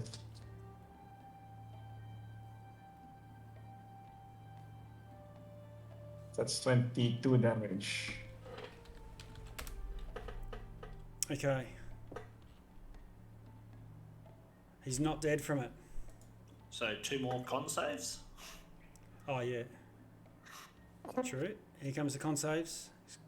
That's a pass. And that's a pass. Oh. Wow. Okay. Those are my just natural rolls without any pluses.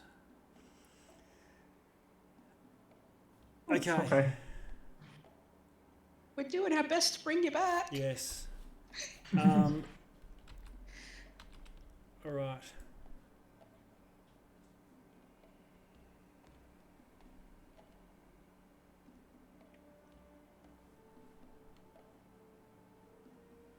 My go, isn't it? No, it's the visitors. Oh yes, I didn't see them.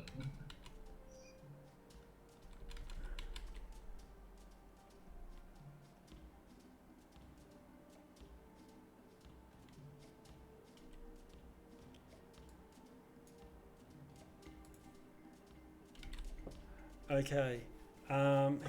She stops concentration. Cast another spell, and Jackus, Ash, and Riddle all need to do saving throws.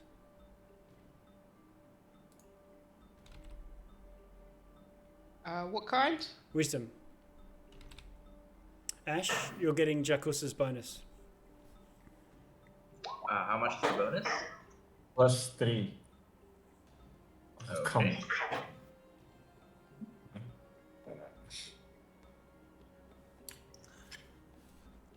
So does that mean I bamf back in? So hang on a sec. We've got Riddle failing with a 9, and Riddle vanishes to the void.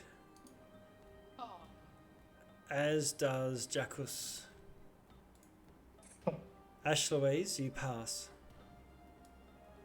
with a 26. And you are absolutely right, Aragon. You also come back.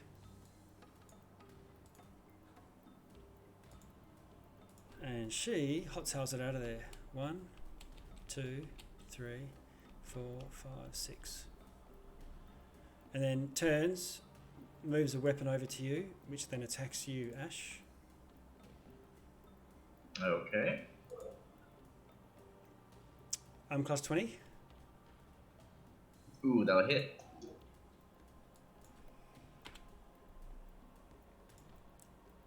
Does 32 damage. 32. Jeez. Yes. Okay. It's necrotic. If that matters for you, being a tiefling. No, it's all good. Okay, Ash Louise, it's your turn.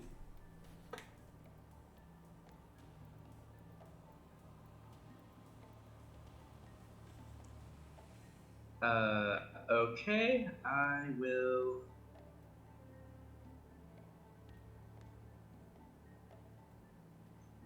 will drop a 5th level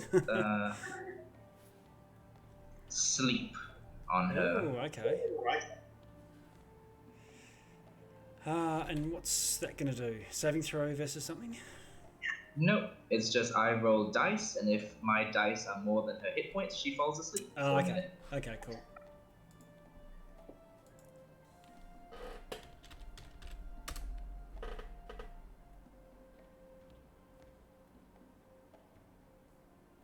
Ooh, I pressed it. Did it do anything?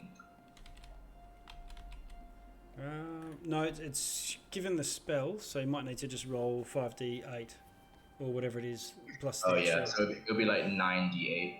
Yeah. I think 5th level, it should be 17d8. Should be what? 2d8 extra. Yeah, 2d8 per level.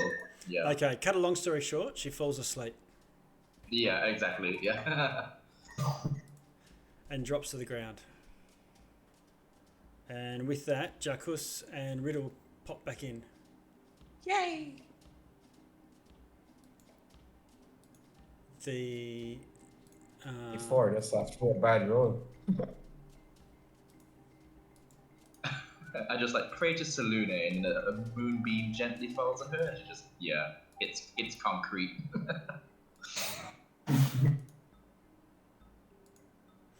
Okay, And so... now that is dealt with, and as they come back, I shout, the villainess You know is there's just one behind us. Oh.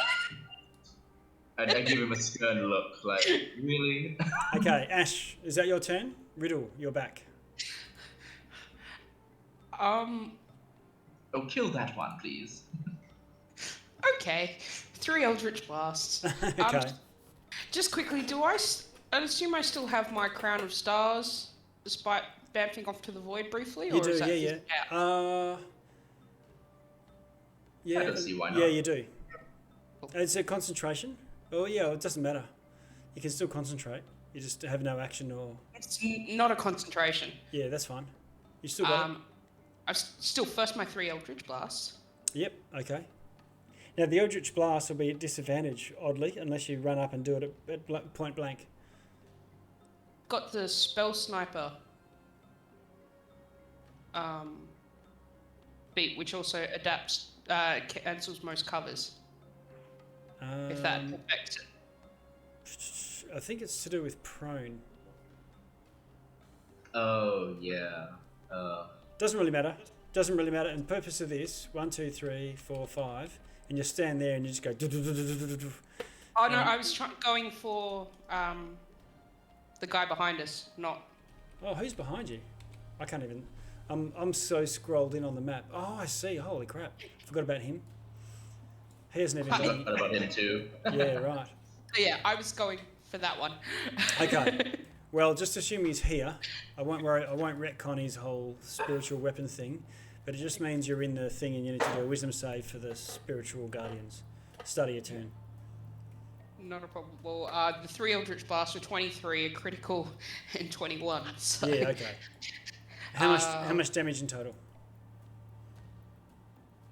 5. Is that 25? Yes, it is 25. Dead as dreams. Okay. Which means the spirit guardians are gone, and so's the spiritual weapon. Fantastic. Awesome. And I'm not doing anything to the sleeping one. I'm not. Okay. That stupid. Aragon, you're back and fully Someone operational. Seeing everyone like to the east of me go, I backed it back in. Went, hang on, where's everyone gone? And then 6 seconds later, they all appear again. Friggin' over here, Yeah. and that's 30 feet. I'm going to dash, walk up next to Sharpie. Yep. I can't do anything else, but Okay, so dash over to Sharpie. Yeah. Jackus? Yeah, I still have my. Actually gonna use my bonus action as a vow of enmity on Oh, this. okay. You are mine. Right. Yeah, because I'm still pissed about he did the Sharpie, Yeah. and I'm gonna attack him with the Shadow Stave. We can Okay. interrogate him. Or her. About 3 seconds. Yeah.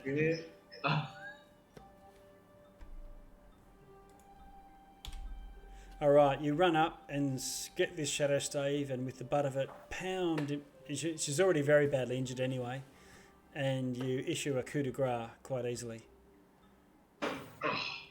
If I just wanted to kill her, I would have just tossed a cantrip her way. I wouldn't have bothered. So I was gonna, yeah, never That's mind. how I do things. Okay. And we move out of combat at that point, and you all. I need to sharpen you take his third death save. I will reach down if we're out of combat. Yep. And cast Revivify by pulling out one of my diamonds from underneath my It's armor. not dead. It's not dead. Then why are you rolling death saves? I'm not dead. Well, try like a cure wounds or something. It didn't work the first time when Jackus tried it. So I also thought he was dead, but yeah, the fact that he's rolling death saves. Yeah, that's what threw me. Sharpie's definitely dead. Really? Did I not get my third save? No, you got stabbed and you took another 2 death saving throws.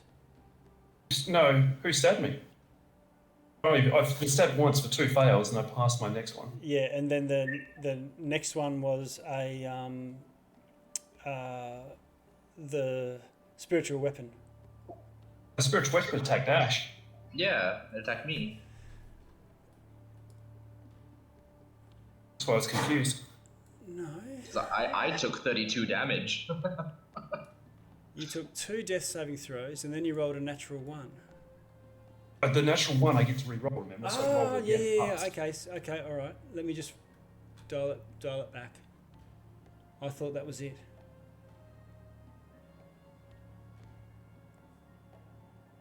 Yeah.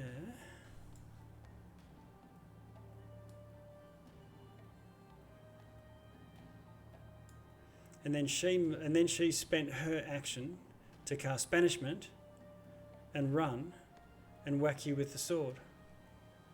You whacked Ash with this.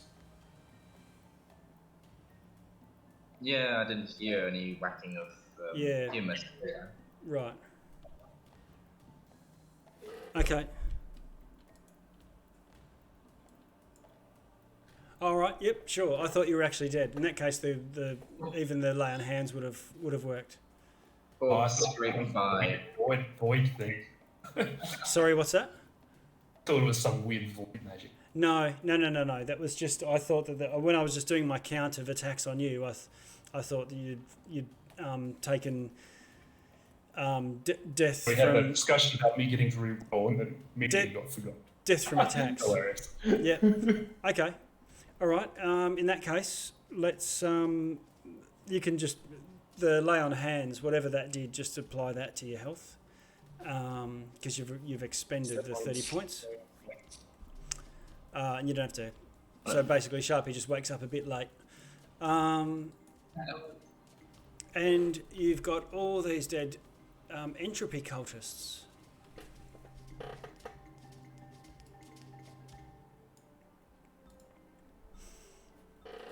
Welcome back to the land of the living, Sharpie. I was touch and go there.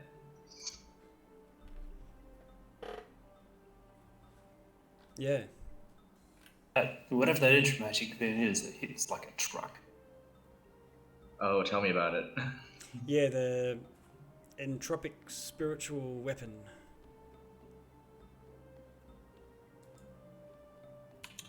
I wouldn't know. I was in darkness for most of that. Oh, yes. Sorry about that. We just tried to interrupt their concentration. But no, she was hiding in a corner, and there was a lot happening. No doubt. Thank you for getting me out. I wish I could have done more. Oh, that's quite alright. Jacques, did you really have to off her immediately? We had a minute to decide what to do with her. That's what I do.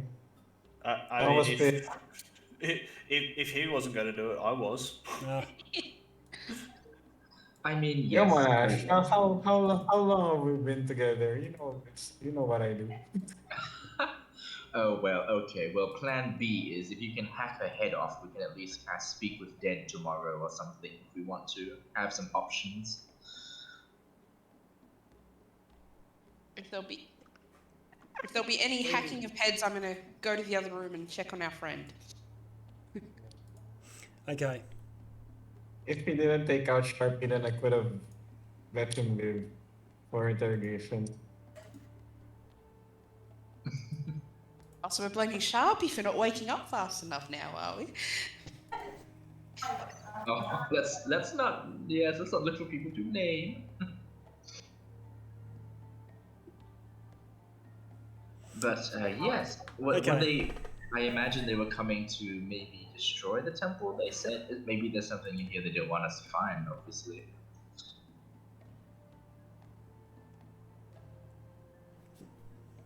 I do feel a bit sorry for Carl's wife, though.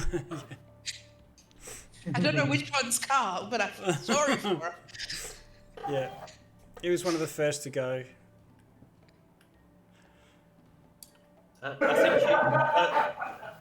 I think he was the one I was standing next to. Yeah.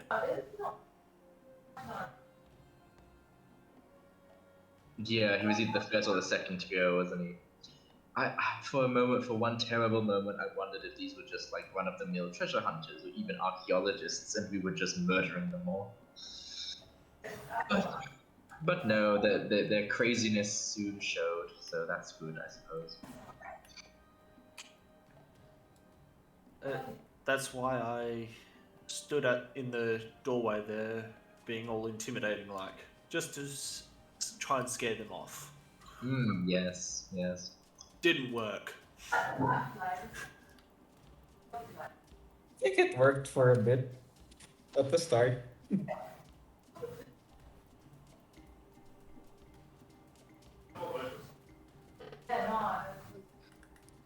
I don't know about everyone else, but I'm just going to start raiding pockets. Raiding?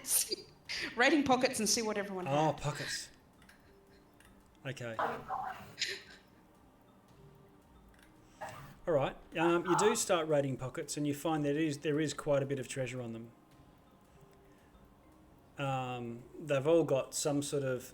They're dressed again like these Chisentan, like ancient Egypt type gear. So they've got. They're wearing their treasure in these fairly chunky golden necklaces, golden circlets around their neck.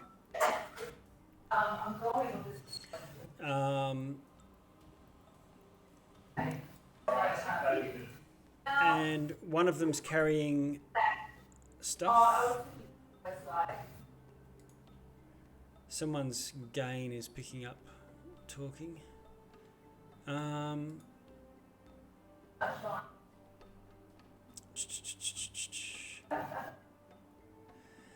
You know that they've taken up residence in, and I can jump to your other map.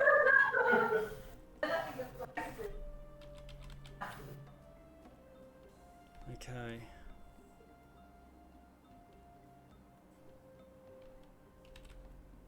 Where are we? I'll just jump us back to the main big one. There we are.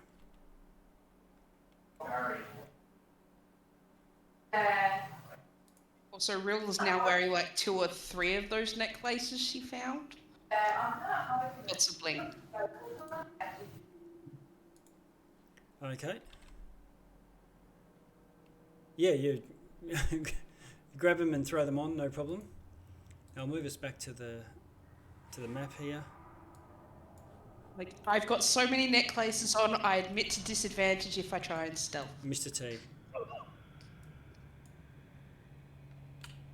Would it add to armor class as well? That would be awesome. That'd be all right. Against decapitation, strangulation, that sort of thing.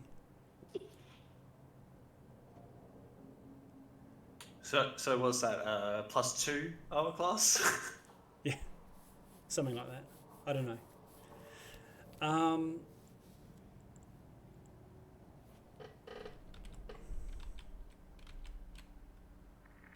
Right.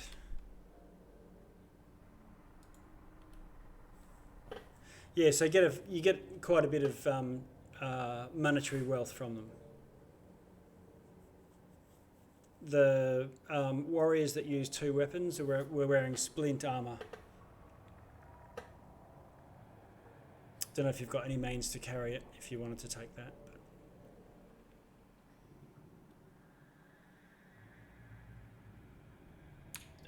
Does it look like normal splint armor? Like Yeah. Yeah, let it rust. Yeah.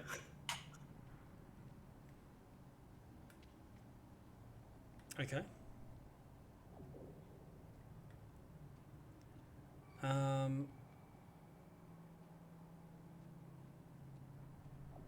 What do you want to do now? So you said something about they were hiding out somewhere on the map. Oh yeah, yeah. So looks like they've taken up residence near. I'll just jump back to the map. To the far north.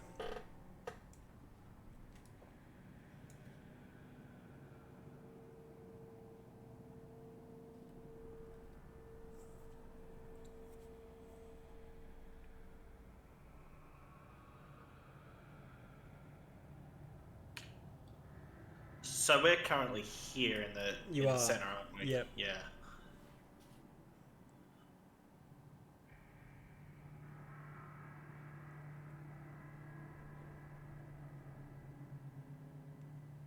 What do you want to do?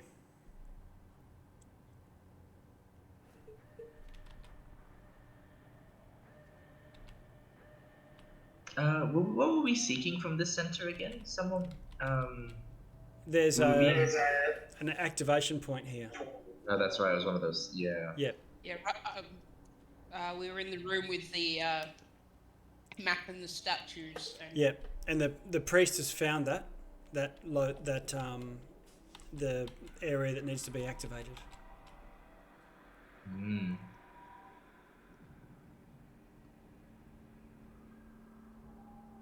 How is the team for healing? Anyone badly hurt? Need some. Nah, didn't get hurt that entire fight.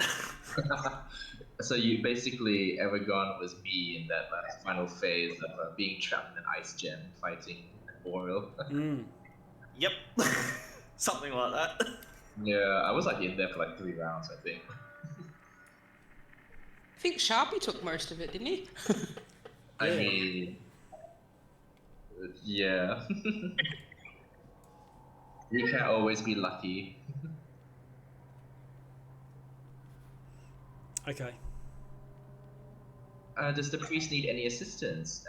We've investigated the statues, so there's not much else to do besides. Do we want to take rubbings of everything, all the information? Is there anything we need from here that will help us translate other things, or is that a different thing? When I had that vision looking into that gem before we entered this temple, DM. Yeah. Did it have like a visual sort of location where that sword? No, was? It was just a like hanging in the air with nothing around it.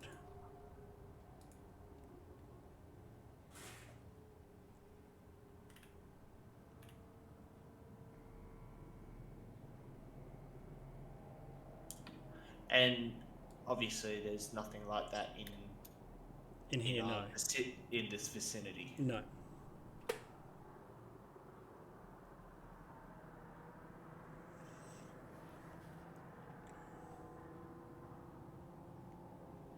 the high priest with you says that based on he's convinced now that Mezro still exists somewhere, and that's what's depicted in this map. That would explain why it's looks like it's continued to grow as a city and develop wherever it is.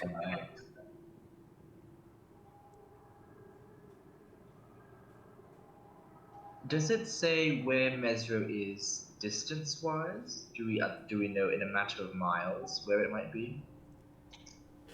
No. There's no indication of where it is.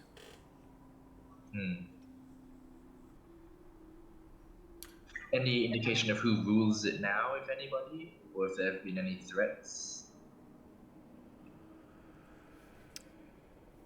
What do you mean? Who you are? Well, it was the living mosaic, was sort of the representation, wasn't it? Yeah. Was there any? What were the clues on it again? It was just that it was moving and that. Yeah, it looks like a city going about its business. Yeah. Okay. Oh, this is a thought. Maybe the city is on a different plane of existence. Oh. So it might be a mirror to what we have here. Say, like the Fae or the Shadow. You got a mirror of this somewhere. Maybe it's in the same location, but it's just in a different plane. That is certainly one possibility. I think we were under the assumption that it was powerful illusion magic, wasn't it? That it was more hidden. But yes, I could see that being true as well. Considering we have all these like multiple invading extraplanar forces. Riddle's gonna go off to a little corner and be like, little prayer off to Great Lord Oberon. Don't suppose you have any ideas of, in particular, if this is on another plane, and just beseech my patron for some info? Okay. Because you're so all powerful and you're everything. Can you roll a D100 for me?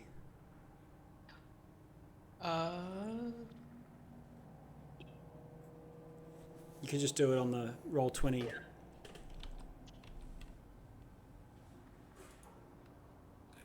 $93? Okay.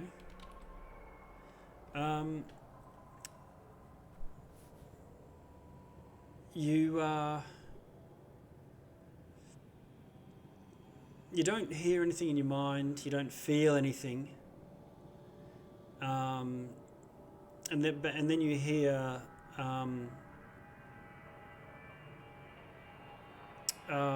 what's his name? Oh God, the high priest say, "Oh, what's this?" and reach over to the leader of the cultists and pull a little note out of his boot, hidden there. But it's he says it's written in Chisentin, I believe, from the markings.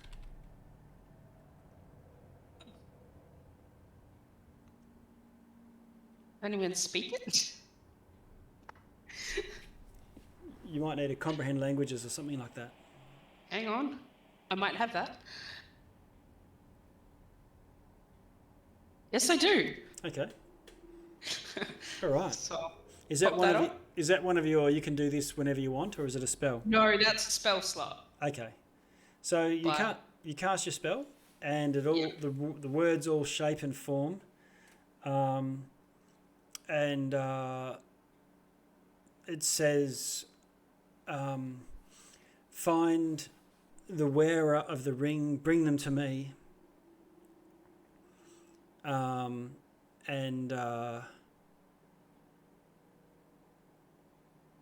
It gives a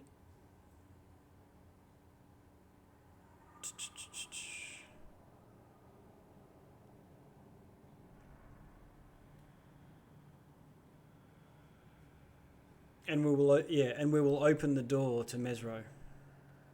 It will be ours.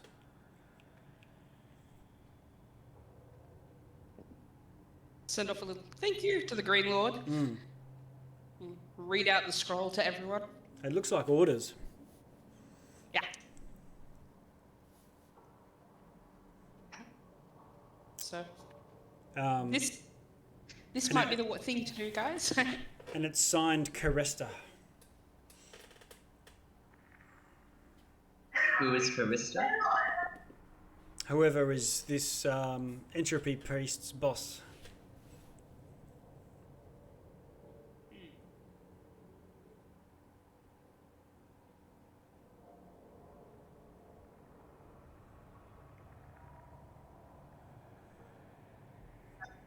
So is the temple able to open the door to Mezro with the ring?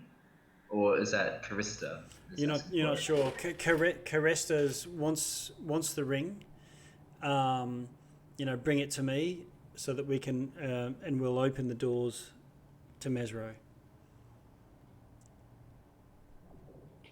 I want to pop back out to the bodies, especially the one that kept babbing us with banishment, and search for rings in particular.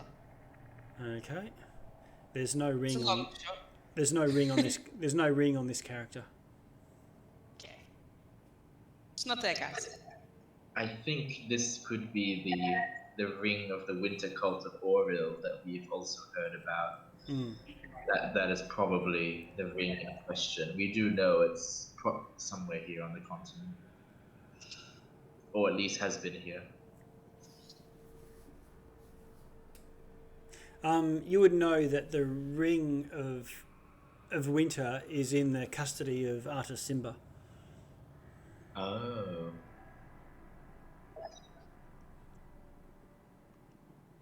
Oh, that's right. He had it.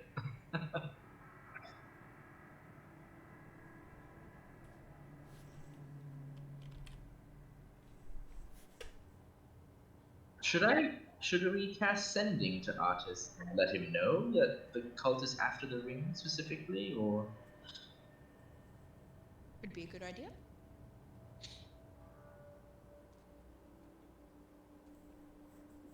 Cast your sending. 25 words, I think, from memory. Ooh, I think I don't have it prepared today. I will have to do it on the morrow. Yep.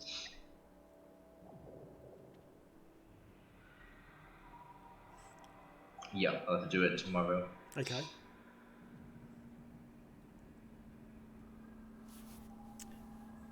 Do you want to take a long rest here? Or travel on? And if so, where to?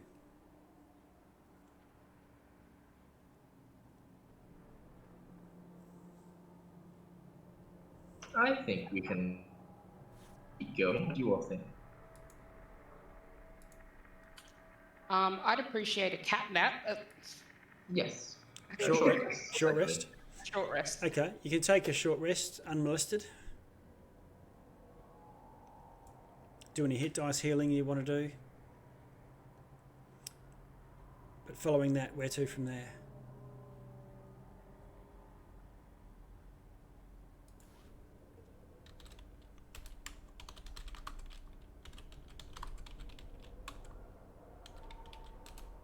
Probably the nearest pillar. Should we activate anything else?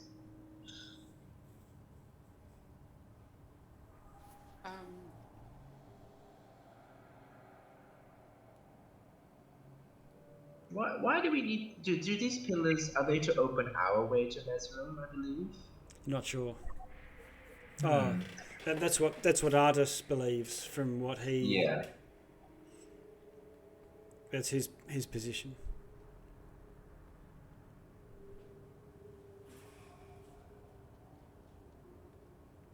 Because I don't know, the cult is activating it and then activating it, getting rubbings and then destroying the statues. Is that what? Oh, there was only one that was destroyed. That you've seen.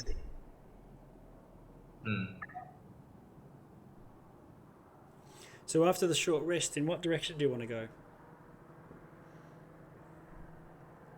We've finished everything we need to do here in the centre for the moment, or Yeah. do we still have to finish, take mind like Bingo to a certain point in here for No, his... he's here and he's happy. Okay.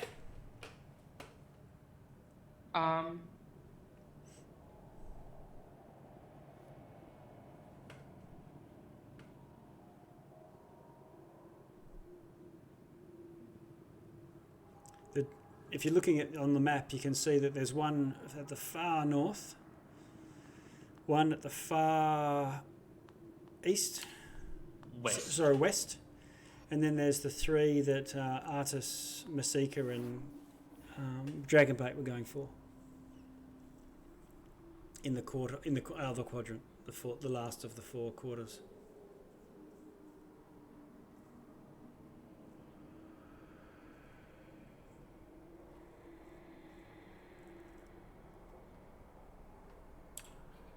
That sounds like a plan. Sounds like a plan. What's the plan? Still? Go. Okay.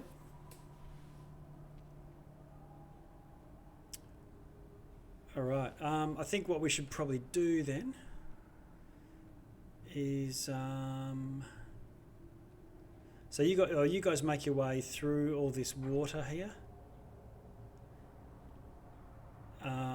I'm not going to... you know how to get across now, pretty much. It's not...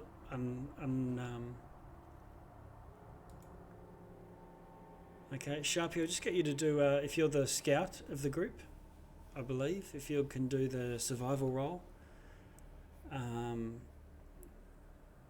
Oh, natural 20. Awesome. Okay.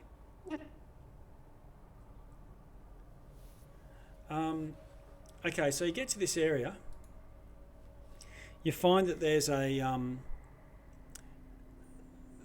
pillar there to be activated, and you can also see there's a temporary village off to the side, but there's smoke rising from it.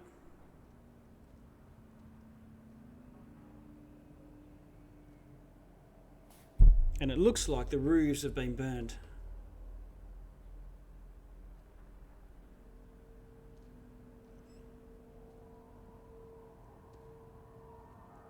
We go have a look, guys. Activate this pillar and then go have a look. Yep, you can activate the pillar. And then head over to, let's see, we've actually got a symbol for your party, so I can use that. Here's where you are now. And you sort of go up those stairs and find your way at the entrance. And you can see there's a few bodies floating in the water.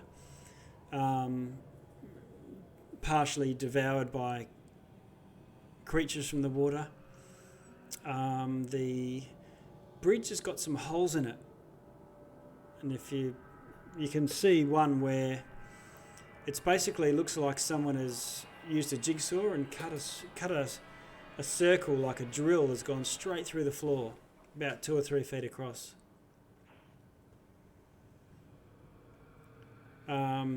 The guards are dead, laying around, some of them on the walkways still.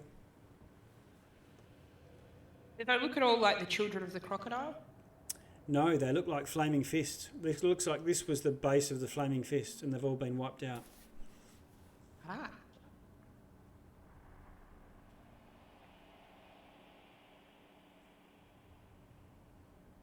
And Riddle, while you're having a look at all this stuff, you notice something on the wall. Looks like a piece of paper or something stapled to the wall. In the first wooden building on the outside. I'm gonna peek in and grab the piece of paper and run back out. Okay, it's about a 50-foot dash along the walkway to get to the first building. Yep. You get to it and it's a hand, and it's stuck to the hand is over the top of a piece of paper, and the hand and paper together have been stuck to the wall with a dagger. And as you look down, you see that there's an area underneath and off to one side of absolute complete, like an iceberg floating in the water, probably about 100 feet across. And you sort of move into this frozen air, even that as you walk underneath the iceberg that's sort of bumping up against the stilts of the building, the air that you walk into as you breathe out, you see mist forming as you breathe out, as if you're inside a deep freeze. I'm gonna nope right out of that. You get absolutely, you know, you are no longer in the tropics. You're in the Arctic Circle. Yep, I'm gonna turn around and go straight back out the paper. Yeah, okay. Nopey nope nope. No, okay. Anyone okay with the cold? Yeah. There's a note in there, but I'm not going in. I'll go get the note. I Okay. don't mind the cold. Yeah.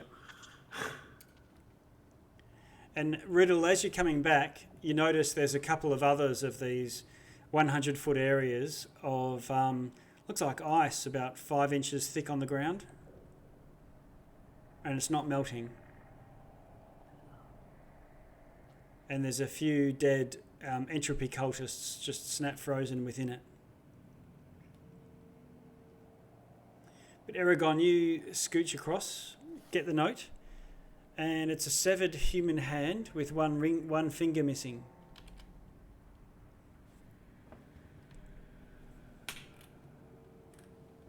And I'll bring it back to the party.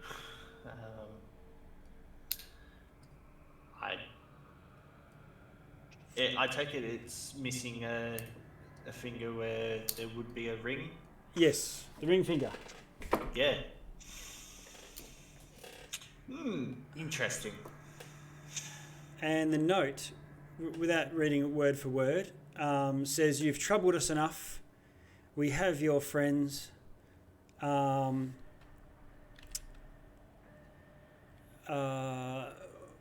will meet you in our stronghold to the north."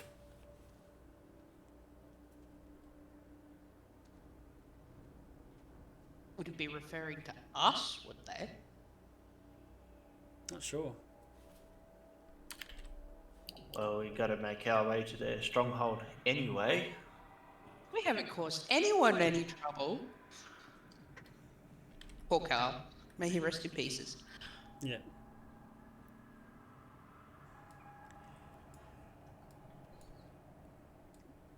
Okay, Riddle and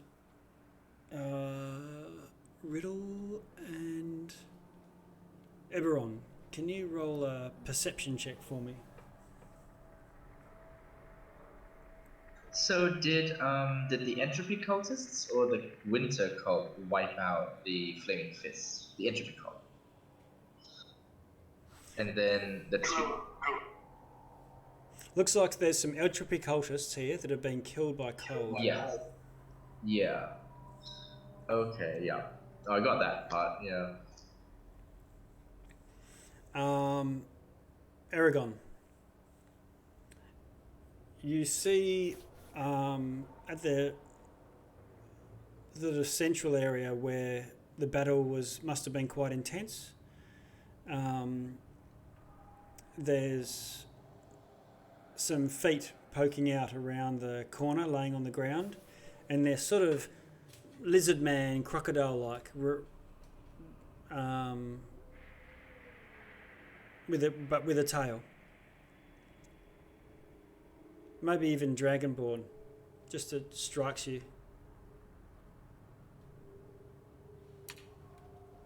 I will go fully investigate it. Okay.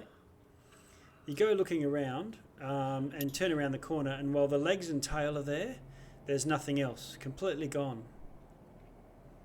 And this is clearly probably 1/3 of what remains of Dragonbait.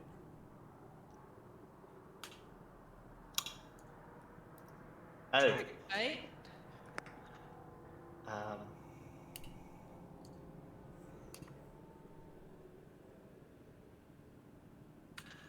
So your friends are definitely captured and or killed.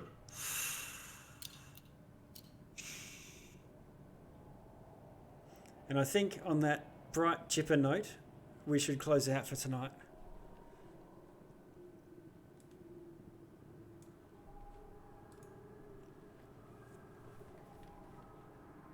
And give us 2 weeks to mourn Dragonbait. Yes. No. Yeah, so clear evidence of Dragonbait's demise. You know, Artis Simba is short one hand at least. No sign of Masika. And I'll mark on your map the stronghold to the north, which I think the crocodile cultists mentioned it as well. They're holed up in the blah blah blah. Yeah, that's right. Let's see. Objects and tokens. Draw.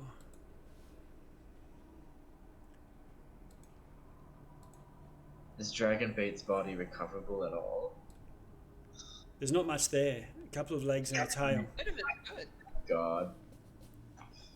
And what's really strange is the injuries are that it doesn't look like it's caused by a sword or a blade or anything like that, but it's just been sort of sheared in two. Like someone tore him in two or something. It's not ripped. It's very clean. It's entropic magic. Yeah, entropic magic, no doubt. It's just that, obliterated, basically. Yeah. Like what a disintegrate might do, but that would work differently. Okay, things are getting grim. I'll close out, and the existential dread that's running perpetually in the background, I'm sure is adding to that. All right, so let's close out for here. 11:50, so we've gone for 8. Yeah. 7, 8, 9, 10, 11, 12, 5 hours, 4 hours. Quite a while. But 8 o'clock for next time, next fortnight. All right, no worries. Fantastic. Prime-hearted Mother Earth awaits 1 week for thee. Prime-hearted Mother Earth awaits 1 week for thee. All right. Whew. Thanks, everyone. One Thank you. fortnight Right. time. Good game. Thank All you. right. Thanks, everyone. Thank Bye. you.